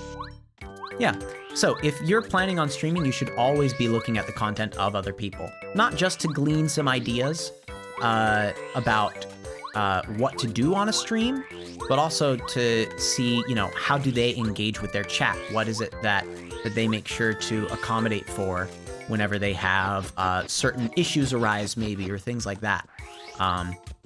Some of the most fun that I've had is when preparing and planning for different things for my streams, is looking at the how did it go wrong moments of streams, and looking at that and saying, okay, how can I change up what I'm doing to make sure that if something similar happened during one of my streams, that I would have a workaround for it. It's one of the reasons why I have this particular thing, which hasn't had to pop up before. I have an intermission tab right here that says, you know, Mr. Multimedia will be right back. So if ever I did have to like step away from the chat really quick for an emergency, that I could theoretically pull that up if I have Spike Shield on. Shoo! That I could theoretically pull that up if absolutely necessary. There we go. Now I can actually defeat these guys. Thankfully, I haven't ever, like I said, I haven't ever had to use it, thank goodness. But, you know, having those sort of things prepared, because I've seen them be extremely helpful for other YouTubers and streamers, super good. Oh my goodness, I got hit by the first strike. Oh. Oh, because I have the damage dodge on now. Now I don't take any damage from them as long as I dodge appropriately. Nice. You can also tell right now, I didn't fight any of these guys before we got the second Star Spirit, but it, yeah, I'm definitely getting less experience than I would have otherwise, so. Did I get this badge over here? I'm not sure if I did. If I didn't, then I'm just about to get it. Oh, yep, I didn't get it. There we go. Boom. Quake Hammer. Okay, I should probably use one of these items. There we go. So that I'll be able to go ahead and grab the Wackus Bump on my way out. Oh, whoops. Didn't mean to engage in combat with one of these guys, but oh well. I do enough damage now. Since I do 4 damage. Oh, so good. And I think this guy now does 3 damage if I actually, yeah, hit properly. So there we go. Yeah, and only 1 star point for each of those. Yeah, it's not worth it to try to grind for levels here right now.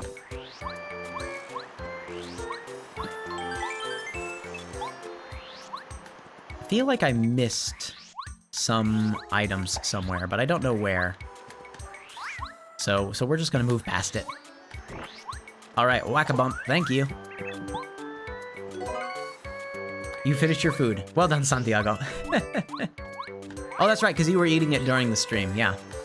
Did you have good food for dinner? I think I still haven't eaten yet, which is a little bad. Also, I'll probably end up eating dinner, like, right after stream while I'm waiting to see if people from the Discord that I mostly play with, to see if they're, free to play. I'll probably end up eating then. Gosh, what should I do have some leftovers. I made some orange chicken from scratch the other day. So good. I'm afraid though, I made like enough for me to have for like 4 meal portions. But I ate 2 meals portions worth on the very first day because it was so good. That I'm afraid that the next time that I crack out that food, even though it's supposed to be 2 meals worth of stuff, that I'm just gonna like get all of it because it's just so good. Ah. But yeah, that might be what I eat for dinner, but if I want to be a little more healthy, I might just go ahead and, like, quickly air fry some chicken strips, and then break that into salad with a little bit of Caesar dressing on top. That might be really good, too. I really like chicken salad with zesty Italian dressing. So good. And that's a nice, easy one, because it's mostly just a thing of popping the chicken in the air fryer and waiting for that is like the longest part of that experience right there.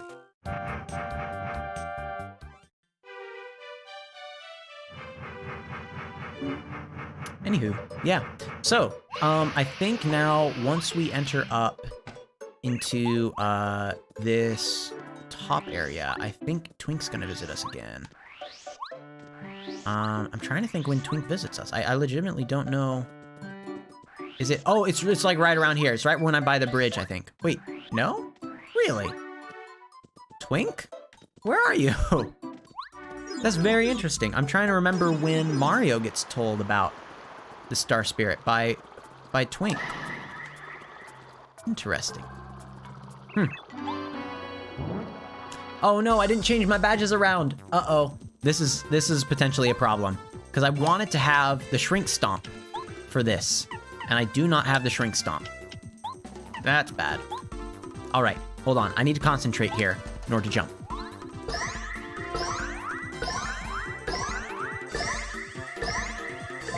Ah, that's bad. That's really bad. Okay.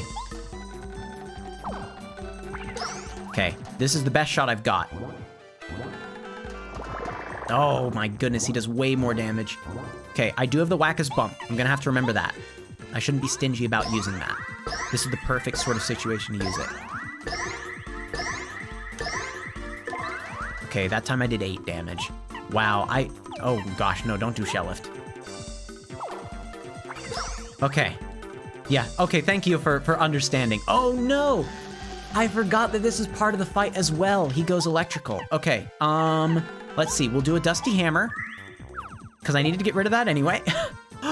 And then it's gone. Oh my goodness, I legitimately didn't know. You end up tour live stream. Okay, I legitimately didn't know that just whacking him once with a hammer would actually defeat that electric attack. That's so cool. I accidentally used the Dusty Hammer in a cool way. I was intending on just using the shell shot if I absolutely needed to. But yeah, man, okay. Okay, we're gonna go ahead and keep on power bouncing here. Shell shot is okay, yeah.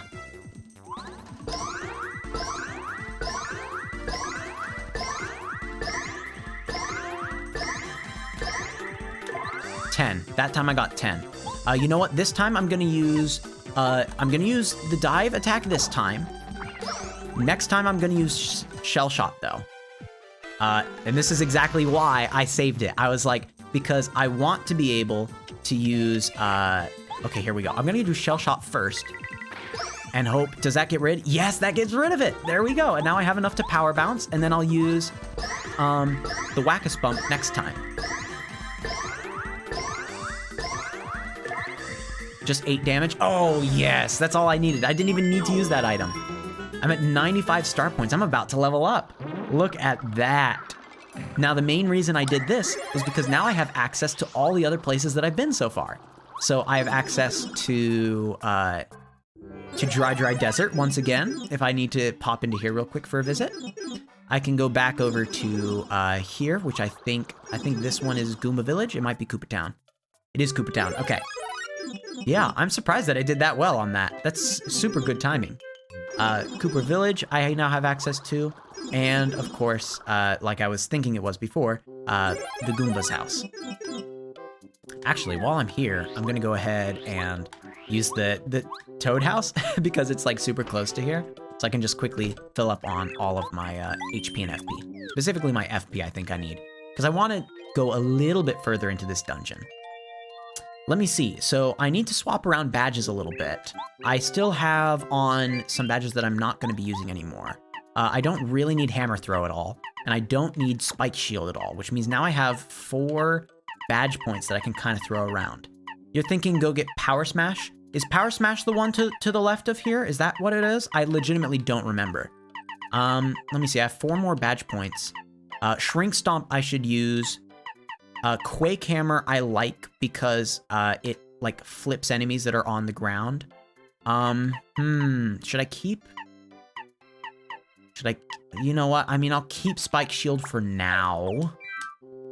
But yeah, Power Smash would be a good badge to get because now that I have a stronger hammer, I can actually properly, I can use Power Smash a lot more effectively. So. All right. Oh, you know what? I seem to remember Power Smash being in Rolf's badge shop. That's probably what you're suggesting I go get. Is there anything over here? I had the weirdest feeling that there was something over here. I don't think like there's anything up here either. Right? Yeah, there's nothing up here. Okay. I just had to quickly check.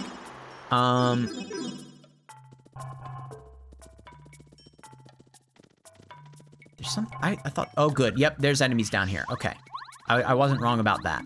What's over here? Is this the Pit of 100 Trials? No. Oh, oops, okay. Hey, I still have the spike thing on, but I'm not gonna be needing it because I'm just, oh, yep, Quake Hammer, look at this. This is why I have it, to prevent all of those sorts of damage coming my way. Here we go, Paragoomba. Once it's on the ground, then I'll have, oh. Apparently, Paracarry's attack doesn't take down the wings of these guys. Good to know. Quake Hammer again, and that means all the shell guys will be down. Then I'll go ahead and I'm gonna attack the Paragoomba once more.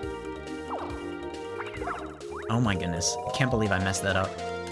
I'm so bad. Okay, there we go. Right now, this guy will go down. There we go. And then, yeah, I'm just gonna attack. I could, like, tattle with Goombario if I wanted to be, like, prepared for future fights, but it's fine. I just wanted the battle to be over. Okay, let's add on a little more health here, because I already have a little more badge power than I know what to do with. There we go. Okay, what's over here? Oh no, this is Power Smash. Okay, so you were right. I have a weird feeling though that you could get Power Smash as a Rolf badge. Am I wrong about that? All right. Either way, yeah. So like I said, it's been a gotta step off and let those guys fall off normally.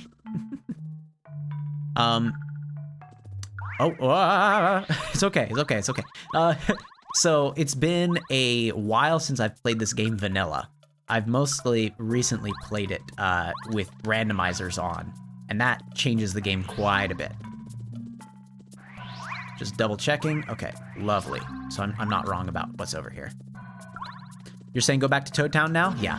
I'm gonna very quickly get this this star piece, and I also want to go down that the pipe that's to the south of here. I don't think that I can do anything down there. I just kind of want to confirm that I can't do anything down here.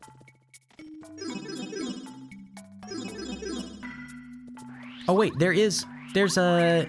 Yep. Okay, good. I remembered things properly. Yep, so you are correct. The only thing I can do now is go back to Toad Town. I know that my next thing is across the bridge. Like, I need to go to the right towards Dusty Gulch, or whatever it's called. Haunted Gulch? Dusty Gulch?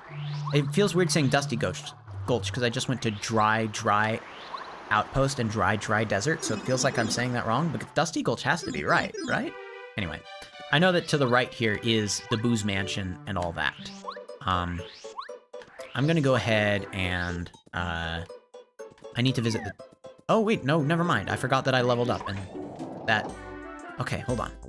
This is... Oh, that's the defenses again. Multi-bounce. I'm gonna grab... Oh wait, no, I don't want multi-bounce. That's jump on everyone in order, yeah. I'll see you on my console with YouTube in case I don't speak, okay? Okay, I totally understand that, yeah.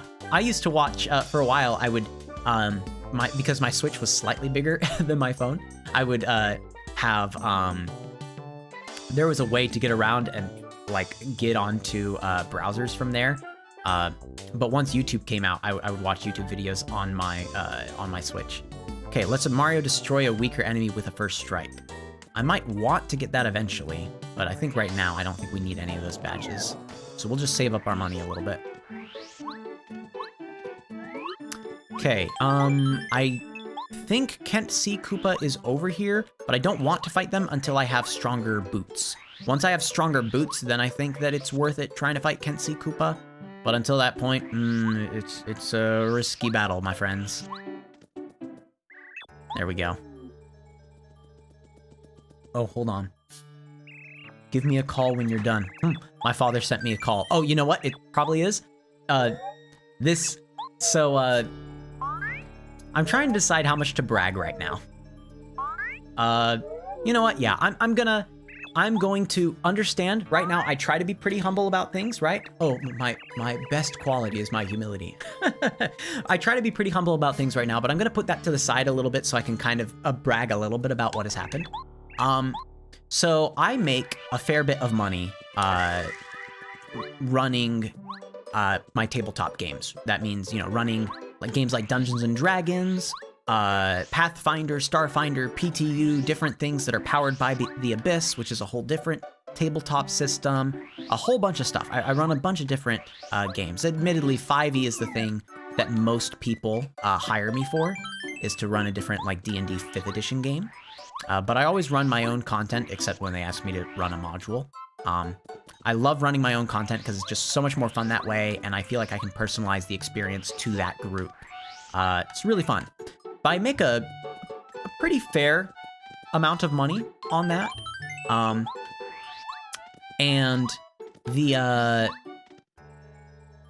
thing I recently did, after I bought like my own computer, my father had been having a little bit of trouble with their computer. Like, it was getting to the point where legitimately their desktop computer would take 15-20 minutes to fully turn on.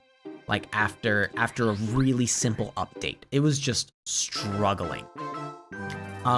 So what I ended up doing was, as an advanced as an advanced gift. Oh yeah, but thank you for the compliment on 100 subs. That happened during our Minecraft SMP stream yesterday. It was super fun. But what ended up happening was I took all this money that I'd made over the summer and told my father, okay, as an advance on your Christmas gift, on your birthday gift, and on your next Father's Day gift, I would like to buy you the same PC that I have. This PC cost, for me, it cost $2,300 because it was like $2,100 and then tax added on like an extra $200 to make it $2,300. Now it was $2,300 base price, which meant it went up to all told, with that plus shipping, it ended up being around $2,600. But I'm gonna do a quick hammer. Oh, I think these guys are dead in one move because the power just got increased. So I told him I want to buy you this PC because it'll help you out a lot. I know it will. Oh, I should have totally used Cooper and done PowerShell. Oh well, it is what it is. There we go. The good news is I'm decent enough at the timing of this that they're not going to damage me. And by this point, I may as well just bounce and bounce. There we go. I don't have the quick change badge. That's what I need to get next. I need to try to remember where the quick change badge is so I can swap between partners without wasting a turn. That one's really good for my playstyle. I love having that freedom. Oh, there we go. The way that this area is working, by the way, is that each area has a yeah, you have to pick all the right paths in this forest. And if you pick the wrong path, it just sets you back at the beginning. So you have to pick the path. Oh wait, that does something differently.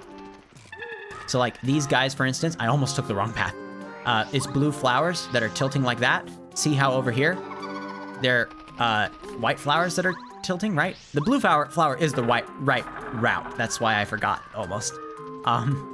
But yeah, I need to look for the route that does different things. So like on one of these routes, for instance, this one over here, here we go. I need to look for a tree that like starts laughing and scowling at me. Anyway, yeah. So I got him that new PC. He accepted that and was really, really happy for it.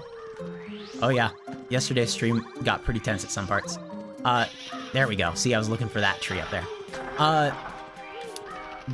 That computer came in today, and he was gonna go set it up. So, no, it's fine. I understand. Sometimes, oh gosh, we get, you know, very invested in what we're doing. To be completely honest, I thought what was happening yesterday, I thought it was all an act, because I thought for certain it was you guys wanted to create a reason for in the SMP for us to have two different groups grow up and like end up kind of fighting each other. I thought that was you guys purposefully going and making a big deal of things. So I legitimately, I should have stepped in sooner and done something. It wasn't until I realized that like, oh, like both sides are actually like serious about, you know, like that there are things that are happening that some like that we're not fine with across the board. Oh my goodness, I just realized. Yeah, I have to change Cooper if I want this fight to be over quickly. So I should have done something or stepped in or like set a different set of expectations, you know, talked through things before it got to that point, right? And I didn't, because I thought it was just like, okay, yeah, sure, for the content, I'll let them keep on having this like fictitious battle go on. And it was not fictitious, and so I apologize for doing nothing and setting really no positive influence on all of you guys during that thing. I feel that the tenseness of last stream was my fault. Yeah, no, I totally get it. If people unknown to you are interacting with you in a way that doesn't match with how you are currently wanting to interact with them, things get tense fast. So, yeah. I do want to defeat all these guys. And this is the easiest way to go about it. So, okay. If I use the hammer, then I won't be able to... If I use the hammer to hit them all for 2, then I won't be able to use it to hit them all for 3 next turn. There we go. By the way, something that normally happens with these fuzzies, normally they drain your health when attacking you. I have just been very good at defending against them and making sure that I don't take any damage. So that's what's happening here. If you're wondering what's happening and wondering why those fights are progressing as easily as they are, it's because I'm good at the game. Oh, here we go. So, admittedly, there are a couple of things I've missed on this route. There are 2 areas where you have to intentionally take the wrong route in order to find additional things. And I just avoided going those routes right now. I plan on doing that at a later time, when I actually have the map up. Because I never remember where it is. I always get lost in the Forsaken Fortress. The Forsaken Forest or whatever. Forsaken Fortress? I don't even remember what it's called. That forest over there. I think it's Forsaken Forest. I might be wrong. I honestly don't remember the name of it. MrM, can I trade you something to use your XP farm? Oh, interesting. There's already XP farms going on? Wow. I'm so far behind in the SMP. Woo! I might need to play some of it tonight just to actually get done. I mean, just actually, like, catch up and figure out what in the world's happening. Okay. All right. I'm gonna go ahead. I know it's technically a little bit early. You know what? No, I was gonna say I'm gonna end stream now. I'm gonna walk into the mansion, explore around here a little bit, show you guys some fun stuff about it, and then I'm gonna go ahead and leave the server. Leave the stream for tonight. So, oh gosh, I forgot that. Oh wait, no, it's just the first time. Like, I can go past here now. Okay. All right. This is a fun little thing. This room, I can't access everything in here yet, but I really like this. Watch this. This is just so much fun. Do, do, do, do, do, do, do, do. It's a little 8-bit Mario. Just fun little Easter egg. Totally pointless. Nothing, there's nothing you unlock from doing this.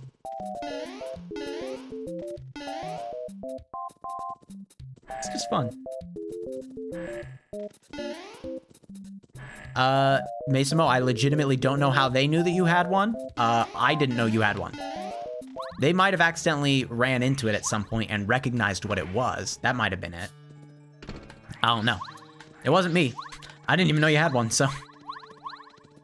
I'm impressed already. You guys are really good at making progress in Minecraft. I'm legitimately impressed with everything you guys are doing there. Seriously.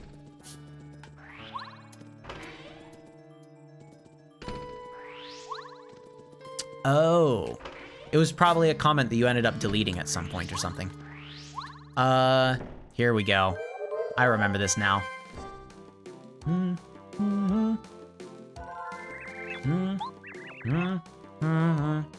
My goodness, you have maxed netherite chestplate? You're making me very afraid to come back in on Friday when we're doing PvP. Okay, I need to watch for the record. Here we go. All right. So, they're gonna move around. I need to keep my eye on... He's just about to drop the record to someone. There it is. Okay, I need to watch for that ghost and try to make sure that he stays in my sight. He's right here. Haha. Something I really like about this ring game is technically the Boos are doing exactly what they've done in almost every other appearance of Boos up to this point. Boos in the Mario World... Is it Super Mario World? It's Super Mario World. Boos in Super Mario World, anytime that you'd go to a haunted house, they would always circle, and you'd have to like jump in between them in order to be able to move on. I'm sure you guys have seen that if you've played Mario games before. I'll give you stuff, MrM, just ask. You guys are way too kind. Thank you so much. Oh, tap A to play the record. You have to have rhythm. Don't press it too fast or too slow. Because I ain't got rhythm. Okay. Here we go.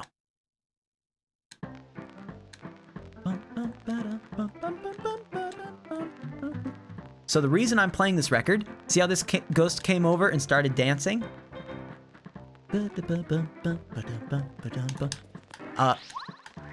Is because now he's not guarding this chest. And now I have the weight, which means I can progress further in the little dungeon here. Lady Bao gave them the instructions to guard the chest, but they're like, well, as long as you don't know where the weight goes, maybe I'll be fine. Spoiler, I know where the weight goes. It's in kind of a fun location. Look at this. So there's a fun little thing up here. Woo! This cushion up here lets us go. Middle? What do you mean by middle? Is there something I missed in the middle? Go to the middle? You're recommending that I go to the middle again? Hold on. If I missed something up in this room up here. Oh, you're saying in the middle of the room up here is where I used it. Because this isn't the middle, right? This isn't the middle that you meant? I mean, I already opened up this. And nothing. I think this falls on you if you do this. I think you even lose some health. Yeah. Which I think is a fun little thing.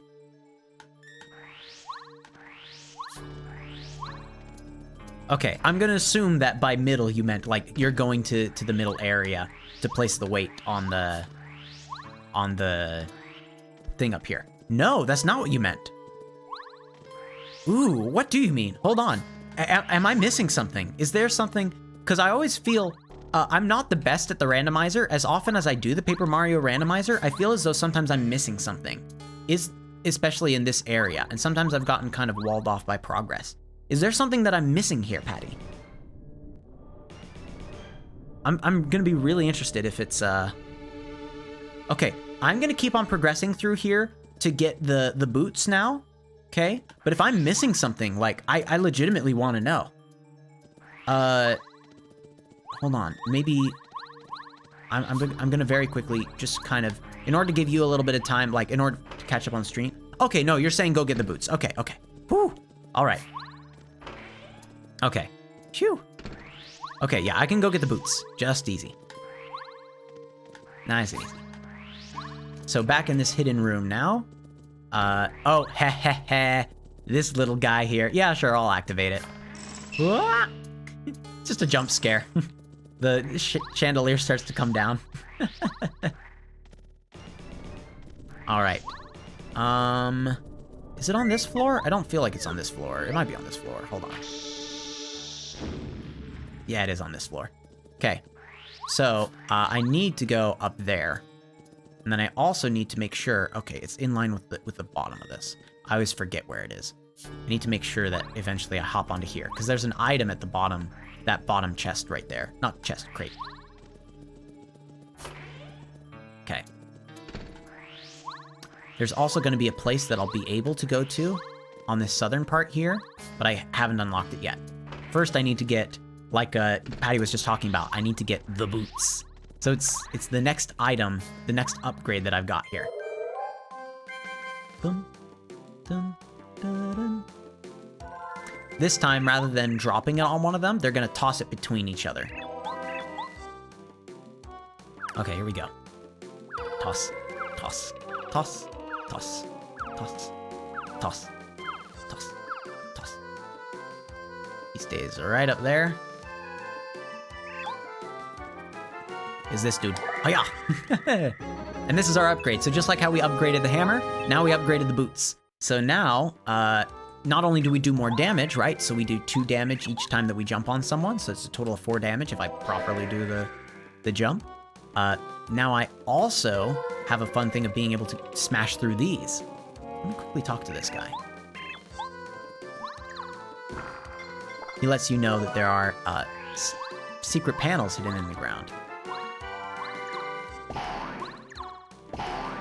And there are items hidden in some of these little crates here as well. Okay. Boom, down.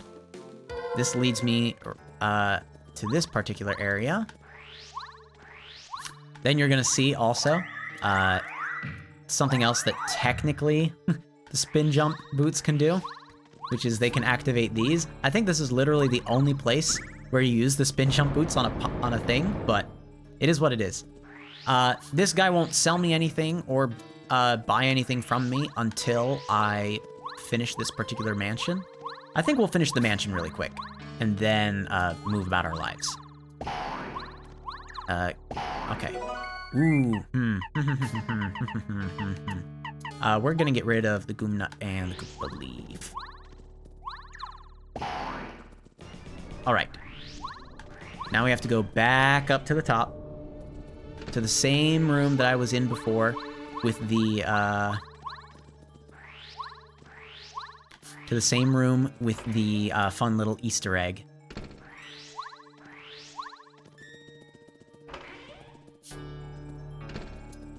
Okay.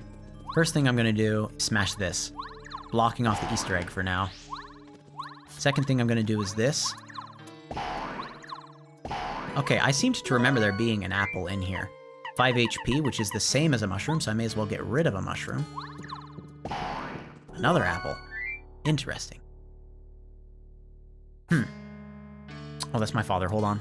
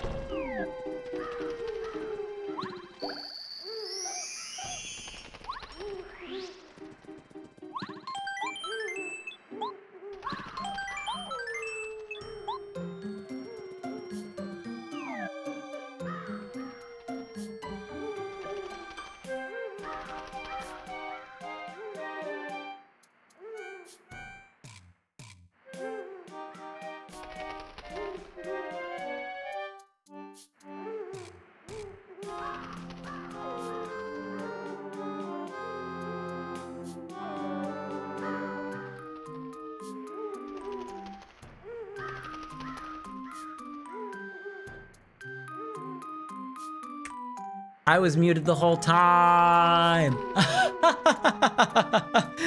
Thank you, Team Fishy, for saying that you didn't hear me. Here's a short version. We could finish this area. We're not going to. Something popped up at home. I say home. It's at my folks' place. Something popped up over there. I need to drive over there. I'm afraid that it's something with the computer that's wrong. I hope nothing broke. I hope that it's just that they ordered something wrong or something like that. We're gonna go over there, we're gonna solve that. We could finish this right now, but we're not going to. We're gonna save it for the next time that we stream this. Thursday, we're gonna be doing Skyrim together. Friday, we're going to be doing, the Minecraft SMP and specifically making it PvP during that time and probably dying a lot because of it. And then after that point, we'll talk a little bit more. Probably Saturday, I'll play this again because I'm really liking it. But yeah, that's kind of the plan there. So Tuesday and Wednesday, I'm not going to be streaming. Friday is our first day back at school as teachers, though. So there's a chance that Saturday stream might not happen because sometimes they do like little celebration things to kind of apologize for the fact that we have to work again. Anyway, thank you so much for everyone that was here. I was talking about all this stuff, the fact that right now we've had 272 views during this stream of this video. Thank you so much for people that came in, said hello, dropped a subscription, even just dropped a like. That honestly, thank you so much for that. It's crazy that we had this many people show up during the time of stream. Seriously, y'all are awesome. Goodbye. So long. So long, students. I'll be seeing you Thursday. Bye.